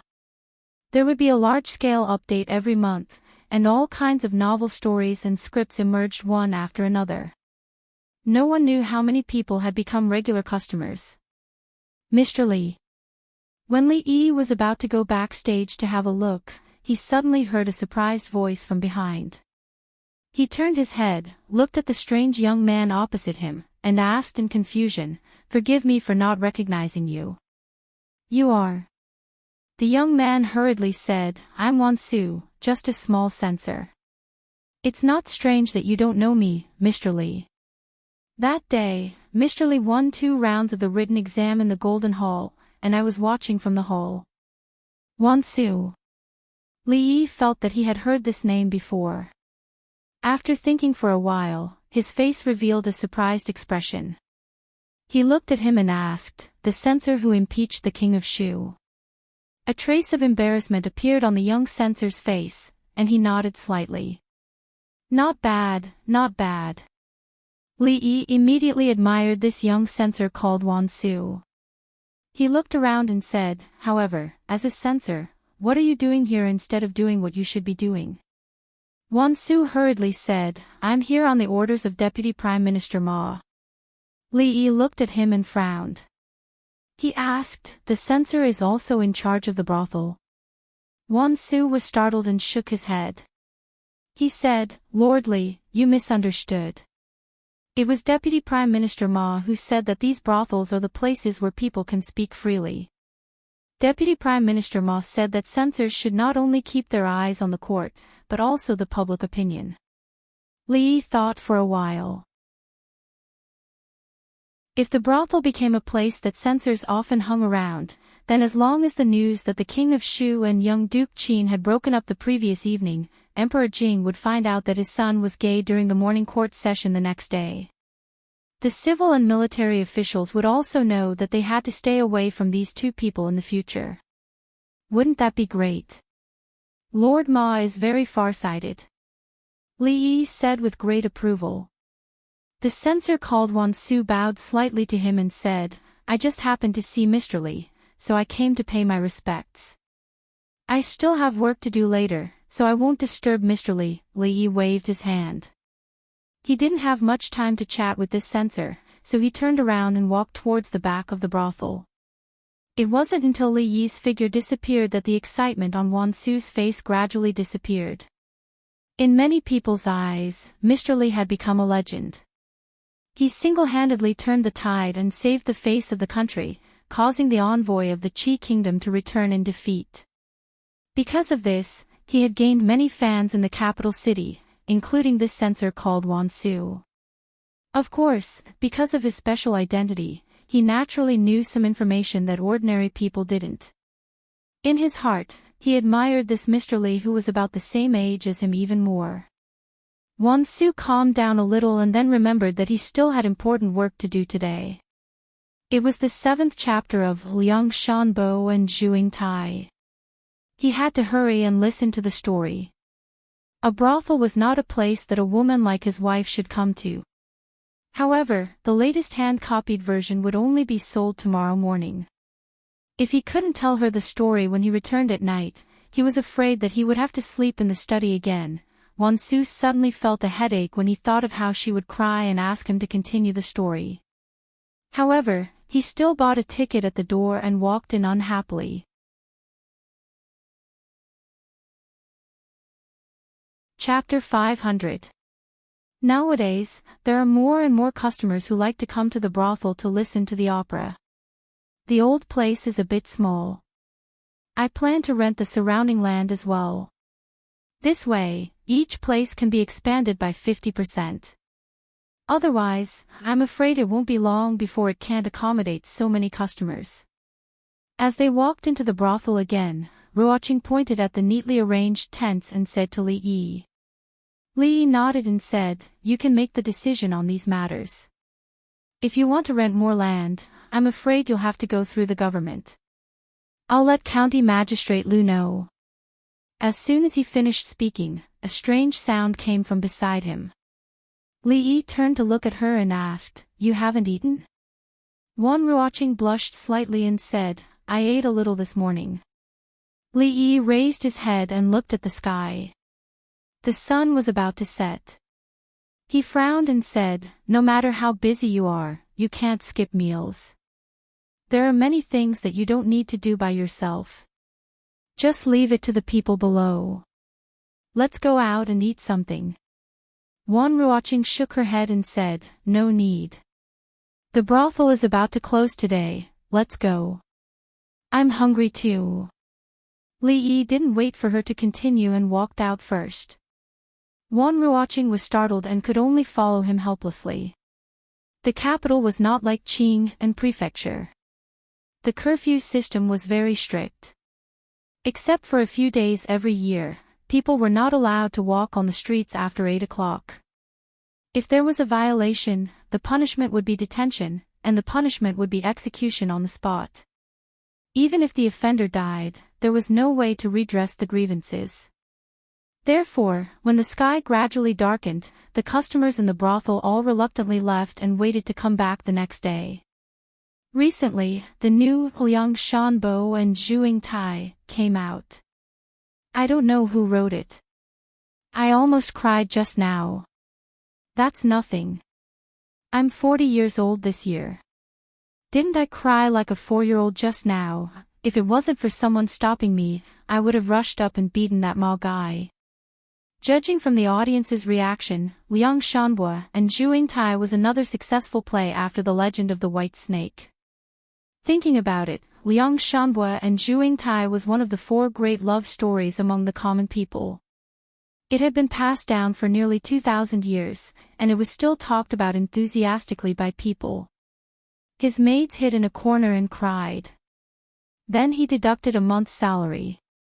It was only the beginning of the month, but the monthly allowance of the maidservants had already increased by 5 times. If this continued, it would be too wasteful. What's going on? Why has it always been Liang Shanbo, Zhuing Tai, these past few days? Where did the white mistress go? Why hasn't Lady Qin come out? A dissatisfied voice came from behind, and one could hear the strong resentment in the voice. Li Yi turned around and saw a luxuriously dressed middle-aged man walking towards him. A man behind the middle-aged man immediately said, "Fifth Master, I just went to ask. They said that there was no white concubine during this period of time.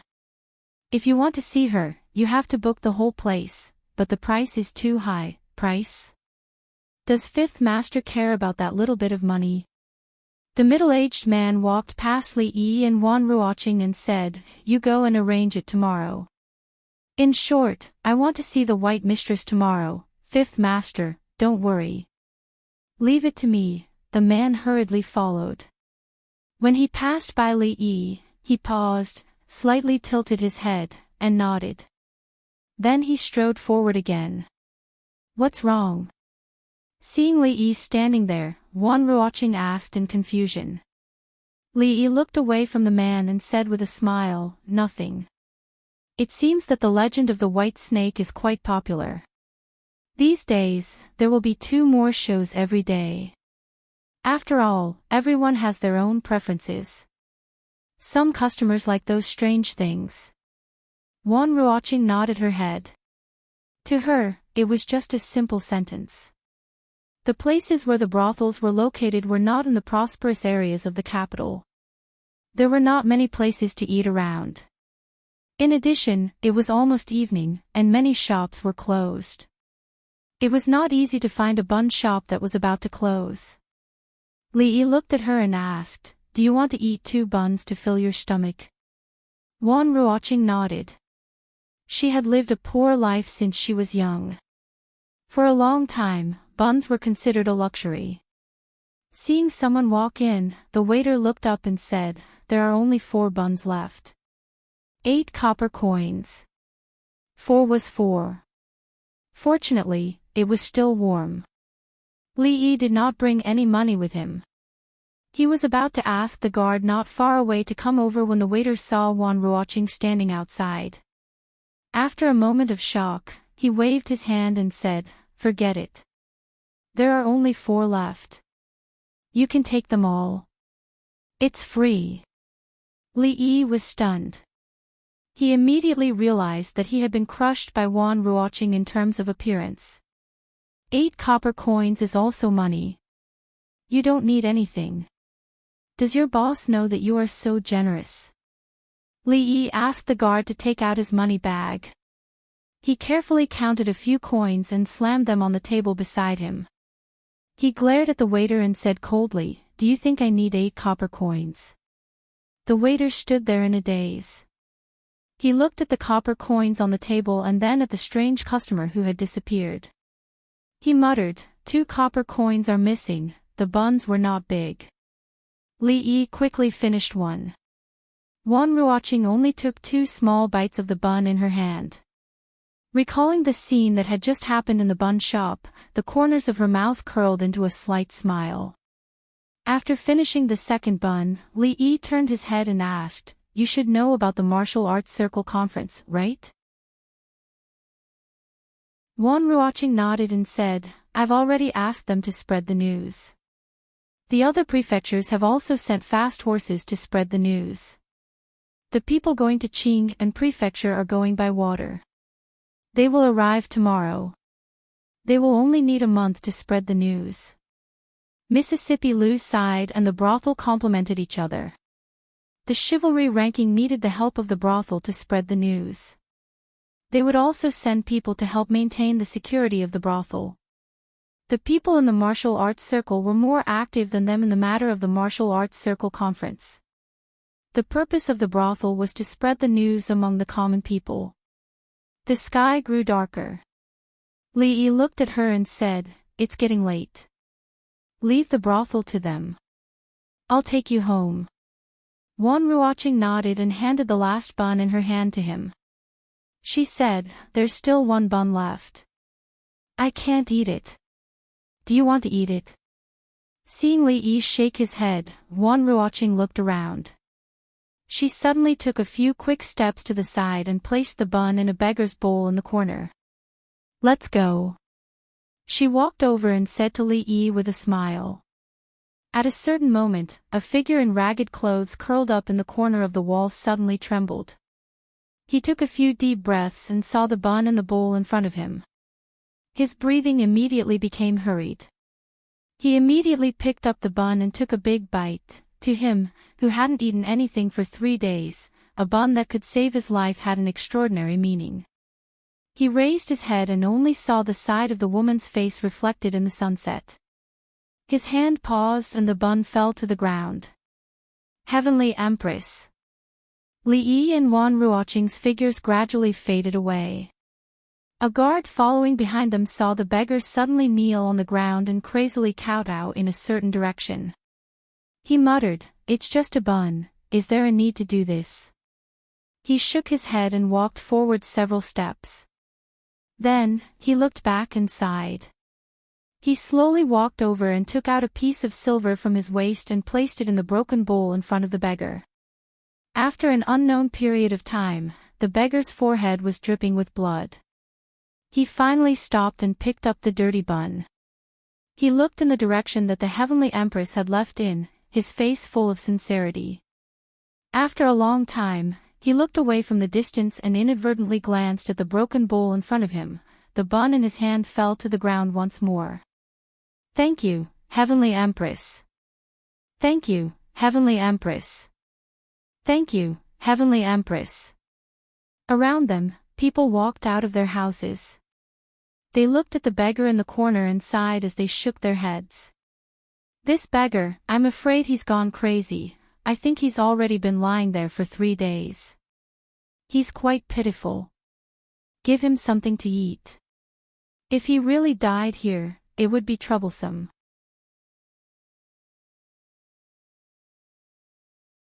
Chapter 501. The servants of the Li residence were especially diligent today. They were woken up before dawn by the head housekeeper. Even the pillars outside were cleaned until they were spotlessly clean. There was going to be a guest coming to the residence, and it was a very important guest. A few days ago, they all found out about this matter. In order to welcome this guest, Lord Ju not only made them specially clean up a courtyard, but also had extremely harsh requirements for them. Although they had been scolded a lot, their salaries had more than doubled. The harsher the scolding, the fiercer the increase. Now, in the residence, which servant girl had the most allowance, they just had to see who had been scolded the most by Lord Ju. It was Chinese Valentine's Day yesterday, and Lord Ju entered the palace early in the morning. The maids of the Li residence were naturally curious about who was coming to the residence. Li Yi had been in a good mood these days, especially when he was hugging little Yongning. He felt a sense of intimacy that came from his soul. It was something that no one in this world could give him. Today was the day he had arranged to meet the old emperor. He could have waited at home for Yongning to be sent over, but when he saw old man Chang's old face at the door, he knew that he would have to enter the palace again. The morning court session at the Hall of Political Affairs had not ended yet, so Changde took him directly to the Hall of Diligent Government. As soon as he stepped into the hall, he discovered that he wasn't the only one inside. Li Xian was there as well. There were also a few people who looked somewhat familiar. Upon closer inspection, he discovered that they were the Chancellor of the Directorate of Studies and several mathematics professors. County Uncle Li Xian did not greet him first, but the people from the directorate seemed to be very familiar with him, and they all smiled and cupped their hands in greeting. "Good morning, everyone." Li Yi casually cupped his hands in greeting and walked towards Li Xian. The Chancellor of the Directorate hurriedly chased after him and said, "I wonder when Lord Li will start his mathematics class again." The mathematics professors of the Directorate can attend and learn the new method of mathematics. The professors nodded. His Majesty had decreed that all students of the Imperial College had to learn the new mathematics. However, the problem was that the professors who were in charge of teaching them did not know much about it. These days, the mathematics professors of the Directorate of Imperial College had been anxious to the point of insanity. They were afraid that the Imperial Court would have something for them to calculate again.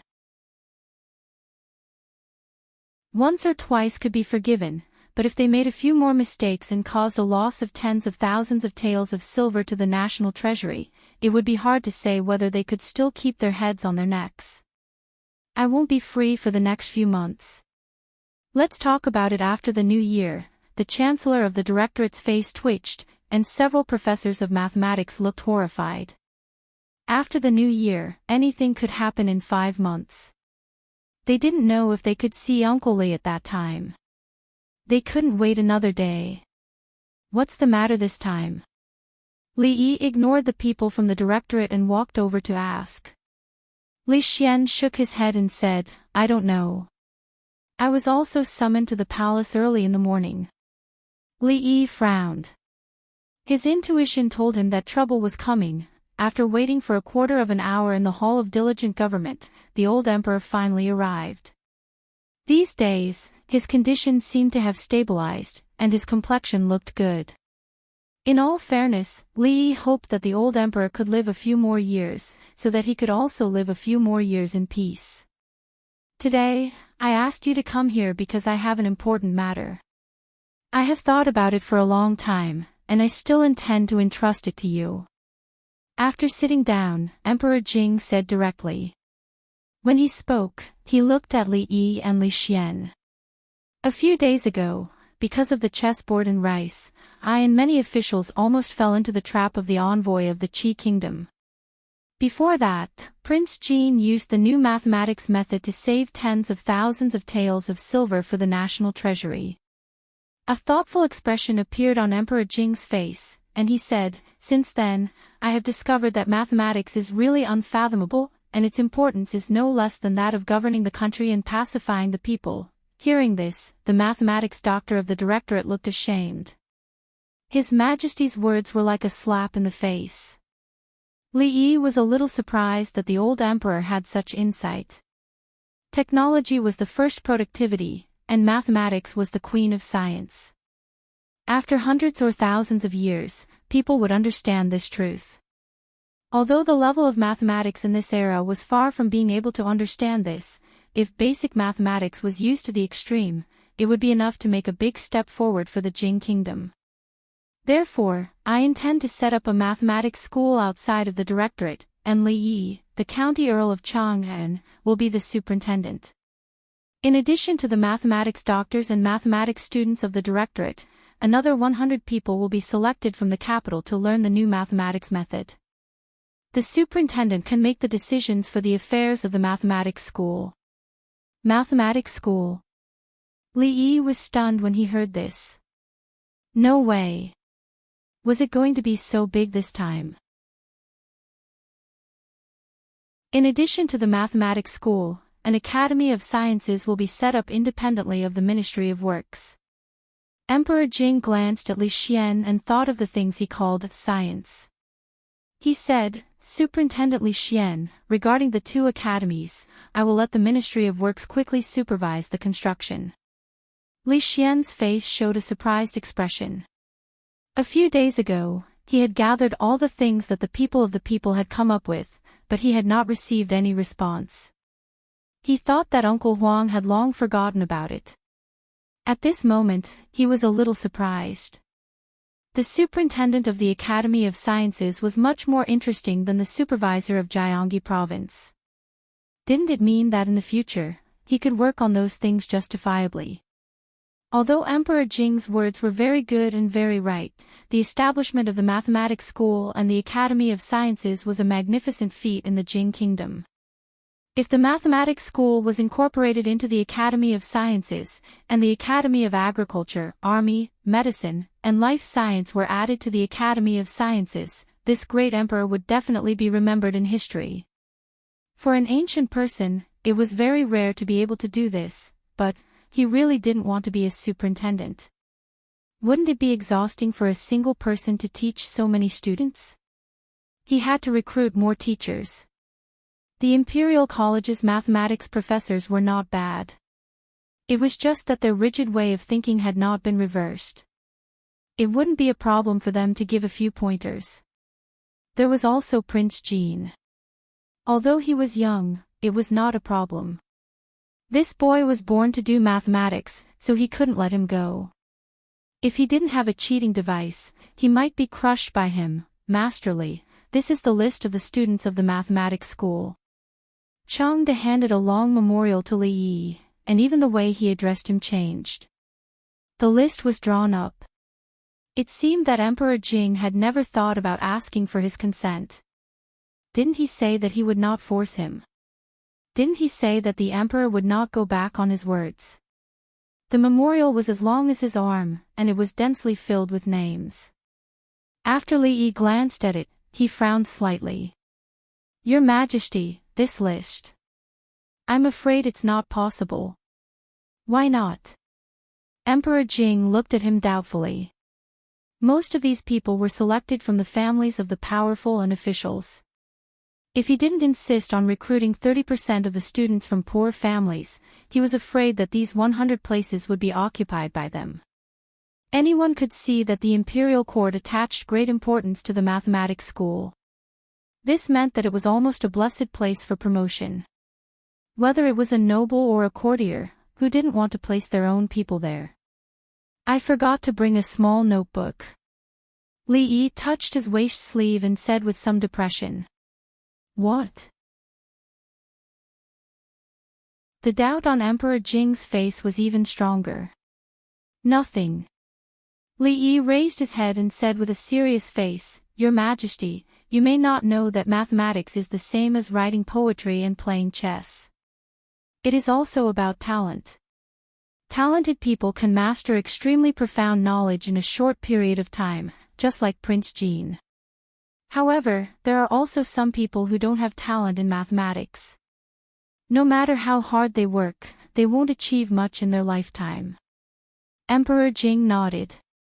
Although he didn't know much about the new mathematics, what Li Yi said just now was true everywhere. Every path was about talent.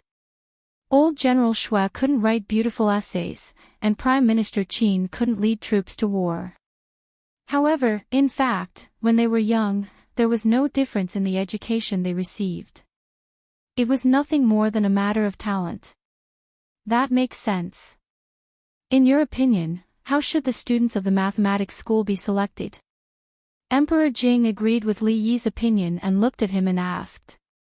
Li Yi smiled and said, This is simple.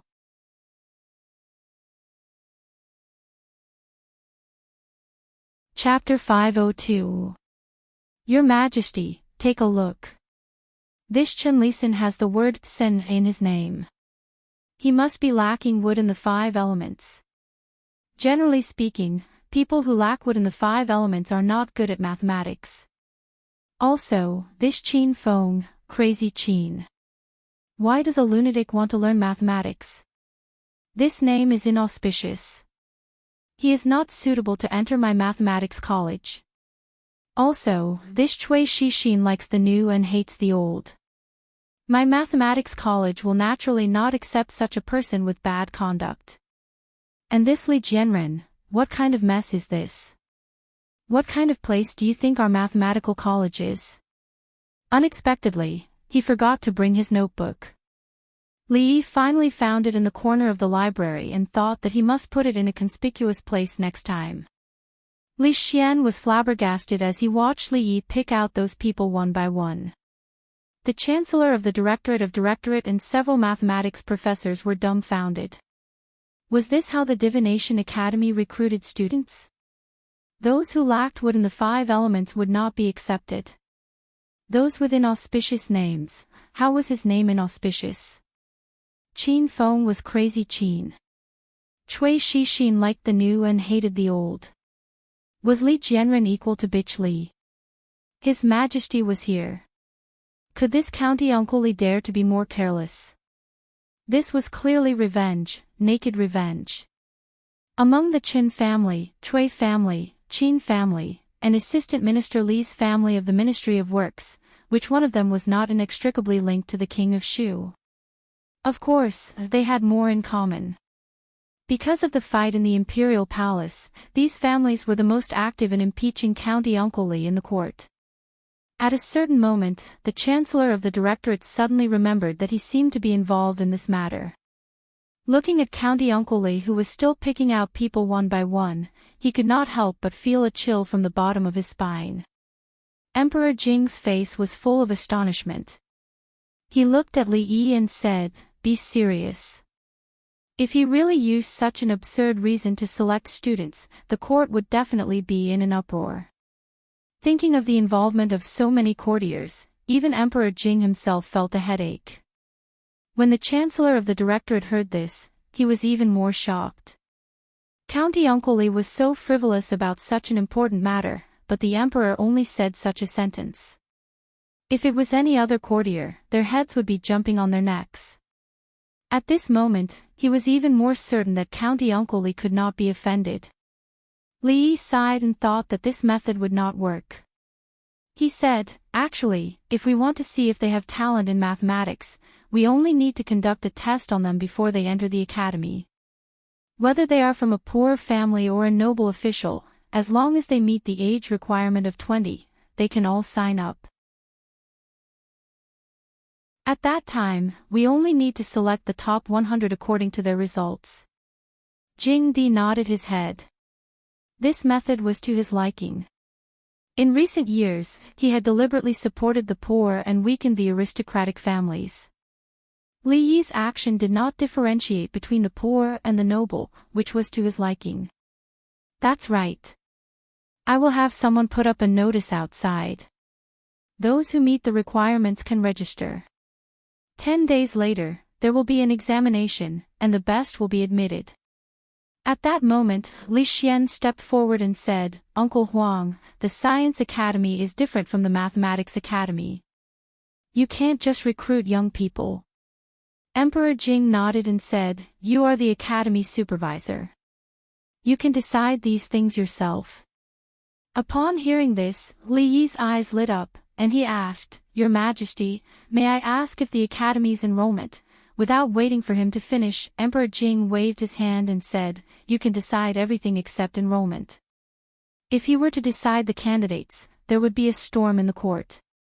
The Qin, Chen, and Cui families, and even half of the court would be disturbed by him. Li Yi thought that they were all surnamed Li, but the difference in treatment was too great. He could only nod and said, I will follow your orders. I will come up with the examination questions as soon as possible. Your Majesty, please send someone to the Li family to make a copy in a few days. In order to keep it confidential, let them go back to the palace after the examination. For the poor students, this was a rare opportunity. He was afraid that the number of applicants would reach a very terrifying level. After coming up with the questions, he still had to ask someone to make a copy. Of course, he could not complete such a heavy workload by himself. Then let's do as you say. Unexpectedly, he had even considered this. Emperor Jing nodded and looked at the people of the Imperial College. He said, The establishment of the Mathematics Academy has been completed. The Mathematics Department of the Imperial College will be temporarily merged into the Mathematics Academy.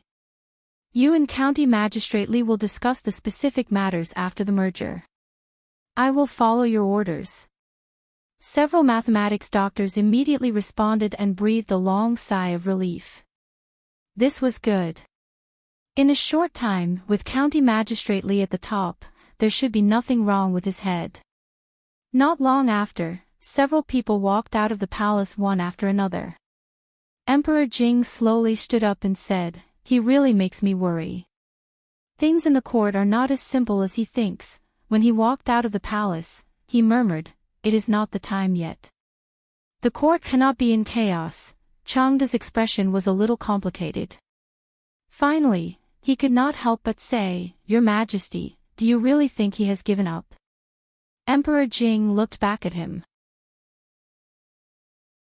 Changda shook his head and said, Although I don't know what he will do, I am sure that this time, the Qin family, the Chen family, the Cui family, and the King of Shu will not have anyone enter the Mathematics Academy.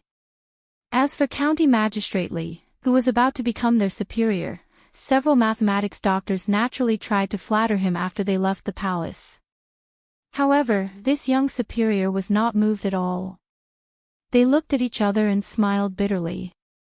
They were afraid that their days in the future would not be easy. However, the Imperial College had a deep foundation. As long as they learned the new mathematics well, they could ask the ministers in the court to advise them and return to the imperial college.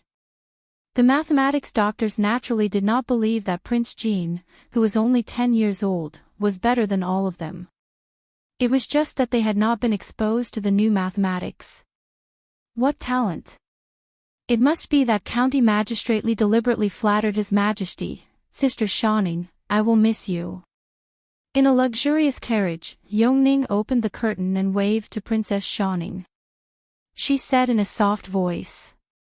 Although they could not see from the carriage, they could guess that the arrogant Lolita's face must be ugly now. It was better not to provoke her. It did not take long for the carriage to start slowly.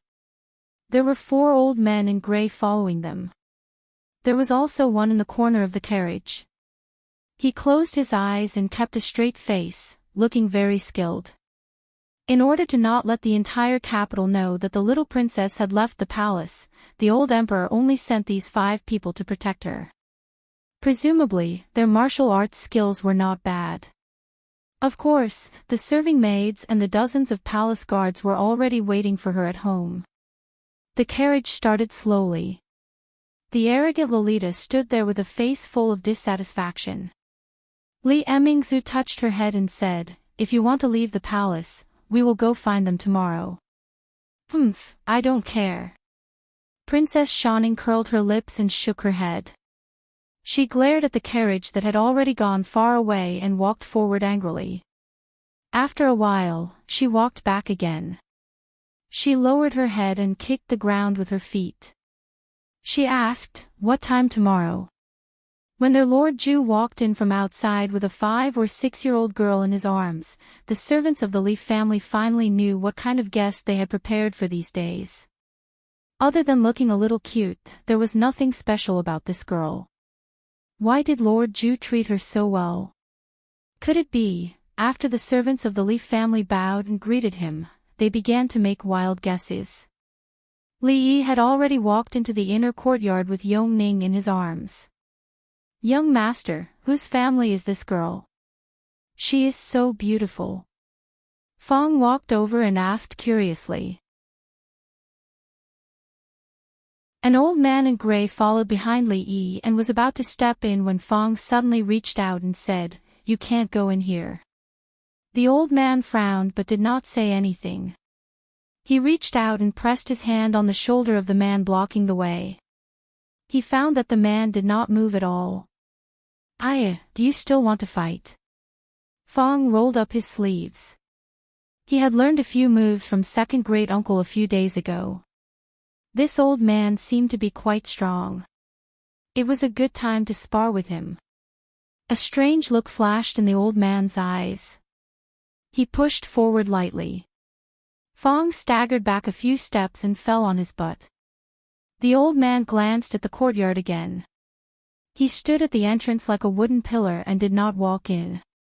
"Rui, you must remember what grandmother told you last time."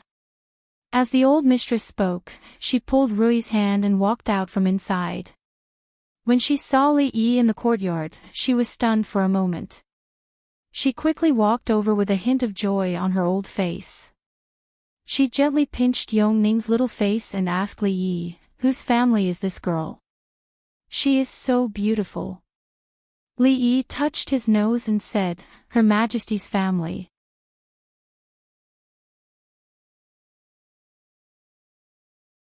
Chapter 503.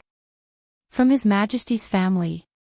The old madam was stunned and didn't immediately understand what Li Yi meant. "This is Princess Yongning," Li Yi explained again. "Princess Yongning." The old madam's expression froze. The next moment, she quickly withdrew her hand from the little girl's face, her face full of shock. Seeing the old madam's body sway, Rui hurried over to support her. When she finally regained her composure, the old madam broke free from Rui's support and hurriedly bowed. "This old madam greets your highness." Princes and princesses were born with a higher status. Although the old madam was an honorary title, she still had to bow to the royal family. In the past year, Yongning was used to the princess's maids and eunuchs bowing to her. However, this old madam was clearly related to her brother. She didn't know what to do and looked at Li Yi with pleading eyes. Li Yi said helplessly, "Old madam, don't be nervous. Princess Yongning left the palace secretly this time and can't be made public. How can we do that? Her Highness is of noble birth and has come to our residence. How can we treat her lightly?" The old madam's sense of hierarchy was deeply ingrained in her.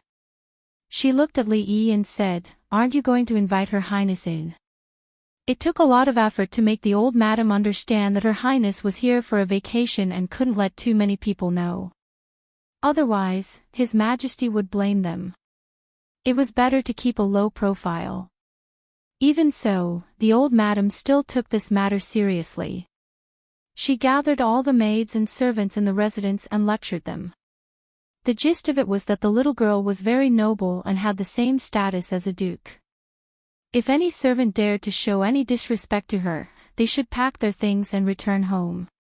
In this day and age, it was easy to find a servant's job, but to find a place like the Li residence, where the money on the surface was just for show, and as long as one performed well, one could become rich in a few months, was as difficult as ascending to the heavens. No servant girl would do such an unwise thing. After sending the old madam off with much difficulty, he repeatedly reminded Li Yi to be careful before he left. If something were to happen to the little princess in the residence, His Majesty would be furious. Then, from the master to the servant girls, no one would be able to escape. Li Yi repeatedly promised. Even if the old madam didn't say anything, how could he let anything happen to Yongning? After all, in this world, she was the only one who could comfort him in some ways. Xiaohuan walked in from the outside with 2 candied haws in her hands. When she saw the little unfamiliar figure in the courtyard, she immediately said, "Son-in-law, whose child is this? He's so cute." She walked over and pinched the little girl's face. She handed over a stick of candied hawthorn and said, "Little sister, what's your name?" "Big sister will treat you to candied hawthorn." The summer stick of candied fruit had to be eaten as soon as possible after being taken out of the wooden box filled with ice cubes. Otherwise, the sugar would melt and it would be very sticky and uncomfortable to hold.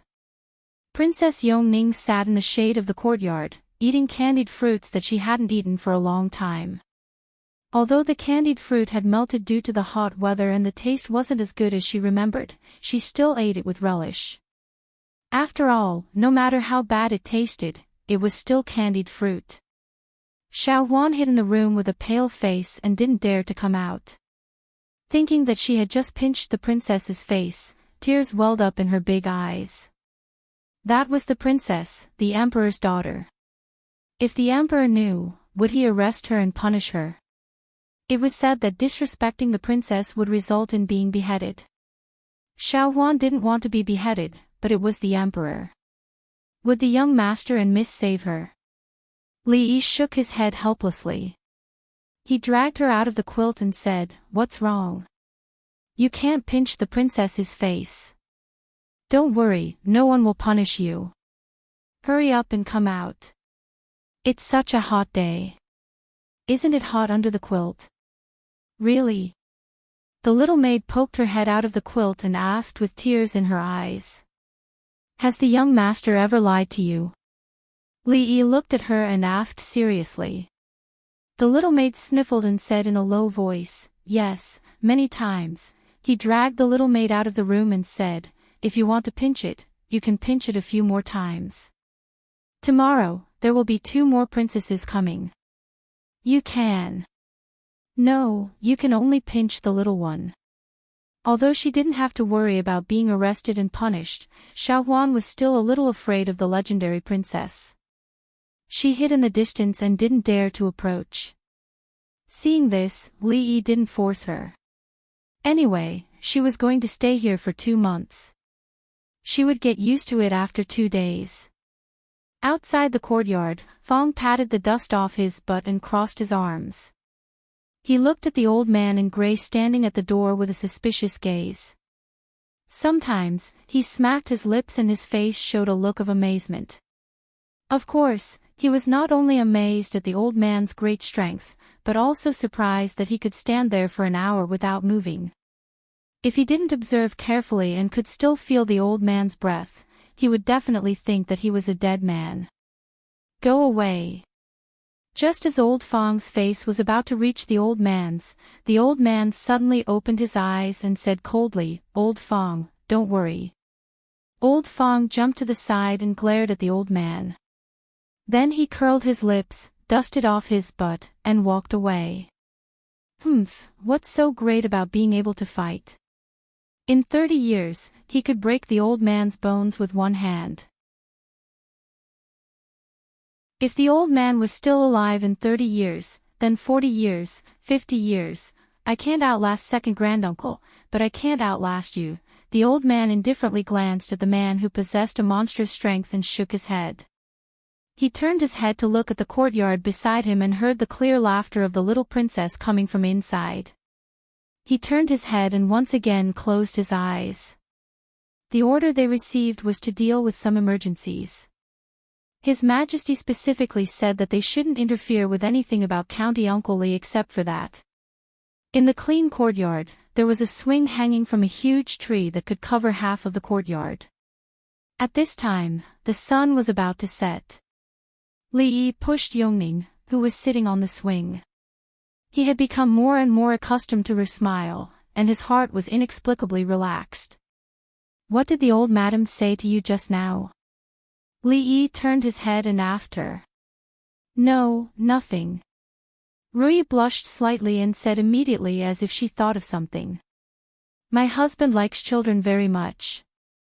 She stood beside Li Yi and saw the genuine smile on his face. She could clearly feel his mood. It was a happiness that she had never seen before. She stared at him in a daze. Li Yi pushed the swing again and said, "Yes, it's so nice to have 1 or 2 children and a lively home." Rui nodded and said no more. At this moment, Li Yi carefully pushed the swing and didn't notice that Rui bit her lower lip and a flash of disappointment on her pretty face.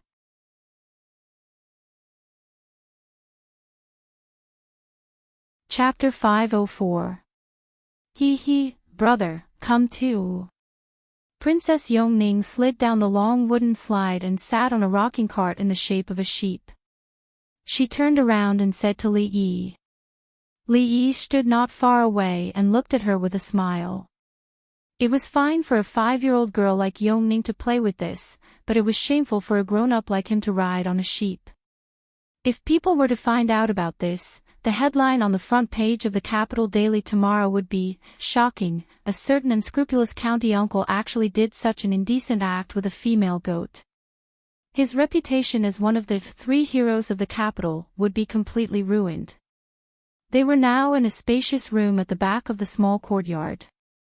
These days, Li Yi asked the craftsmen to work overtime to turn this place into the world's first indoor playground. All the sharp edges were polished smooth wooden slides, a human-driven merry-go-round with seats inside, coin-operated rocking carts that were popular in the 21st century at the entrance of major supermarkets. The image of the sheep was carved by Li Yi himself. It was so lifelike that the most famous carpenter in Jingdu wanted to learn from him on the spot.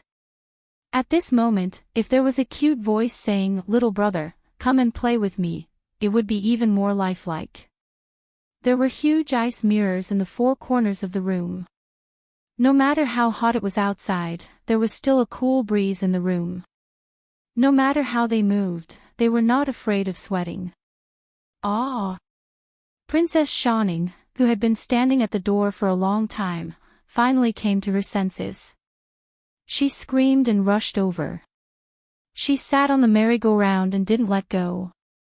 She looked around the room, and her crystal-clear eyes were shining. "Come down first."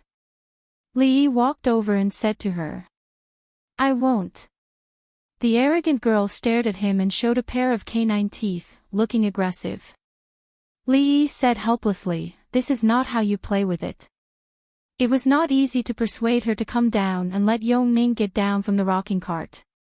Fong, who was operating the rocking cart, also walked over. He made some adjustments to the merry-go-round and let the two princesses sit on it. Fong stood far away, holding a thick handle and turning in a circle.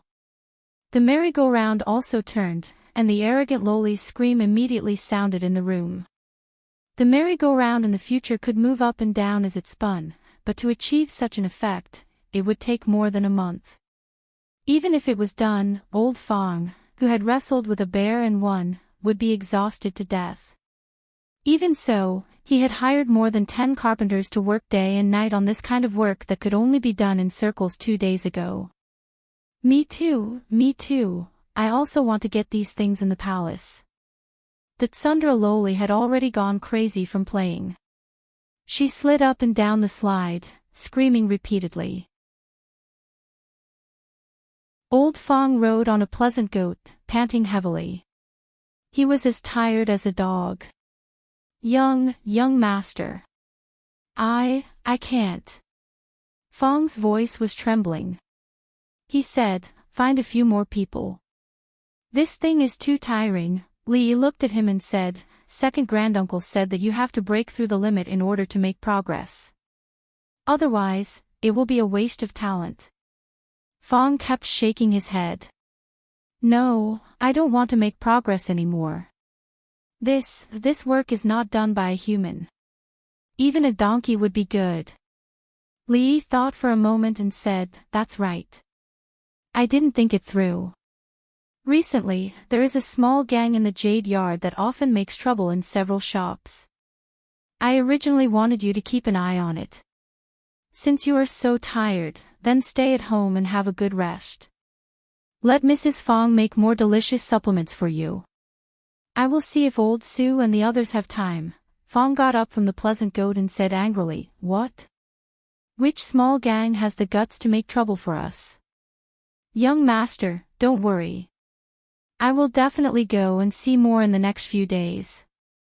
If they dare to come again, I will crush their balls. You'd better rest more. Li shook his head and said, remember to find a donkey later. Ordinary people can't turn this thing. Fong shook his head like a rattle drum. He waved his hand and said, don't look for a donkey. I am here. That animal needs to eat, drink, and poop. It is dirty and troublesome. Besides, it is not good to scare children. Fong's face was full of righteousness. Second granduncle said that I have to break through the limit of physical strength. He is right. I will turn this thing.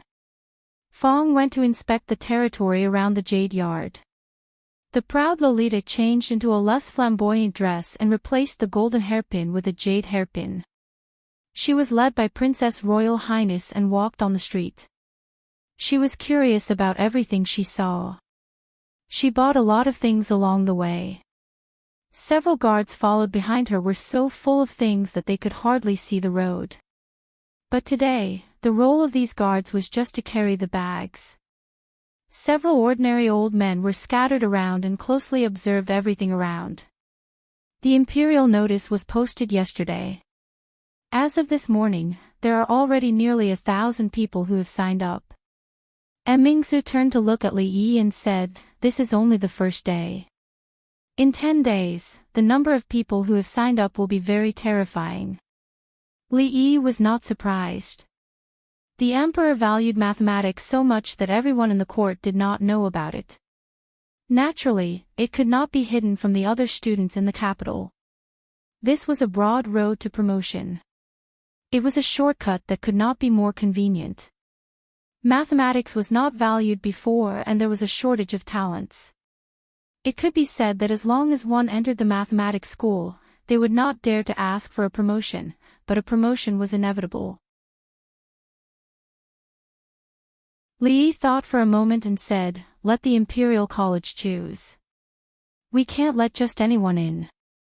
200 children of nobles and officials, 800 scholars from poor families. In the end, 1 in 10 will be chosen. Mingzu agreed with Li Yi's suggestion and said, I will go back to the palace and report to my father. But out of the 1,000 people, there are only 200 children of nobles and officials. Isn't that too little? Who did not want a share of the pie in the mathematics school? Mingzi knew that if it were not for her father's rule that there had to be places for scholars from poor families, the officials would probably want the mathematics school to be filled with their people. Li Yi said, "It doesn't matter. I am the superintendent. If anyone has an opinion, let them come to me." Mingzhu's mouth opened slightly, but she still did not say anything. Li Yi was different from all the noble officials. He was in the court, but he was also outside of it. Other than her father, no one had the right to order him around. The mathematics school was not under the jurisdiction of any department. Unless her father spoke, no one could change his decision. However, her father would definitely approve of reducing the number of children of officials and would not object. "Brothel, is this a brothel?" The proud Lolita shouted again. She pulled Li Yi and said, "Let's go in and listen to the opera. I want to see the white snake, I want to see the green snake, and that monkey who can dance with a stick." The sky was getting dark. Although the proud Lolita still wanted to experience the nightlife in the capital, she did not have 2 months of vacation. She had to go back before the palace doors closed. Li Yi put down the sleeping Yong Ning and tucked her in. He walked out of the door and rubbed his sore shoulders. He let out a long sigh. They were both princesses. Yong Ning and Shaning only differed by one word. How could their personalities be so different? No, Princess Shaning was not a princess at all. She was a country girl who was entering the city for the first time. After a whole day, she even reminded herself that the next time she came, she still had to catch fish in the river and chase rabbits in the mountains. It's not good to be lively. Li Yi murmured. He regretted what he said yesterday. You're tuning into the Journey of the Soul YouTube channel. Don't forget to subscribe and join us on this journey to catch the most captivating stories.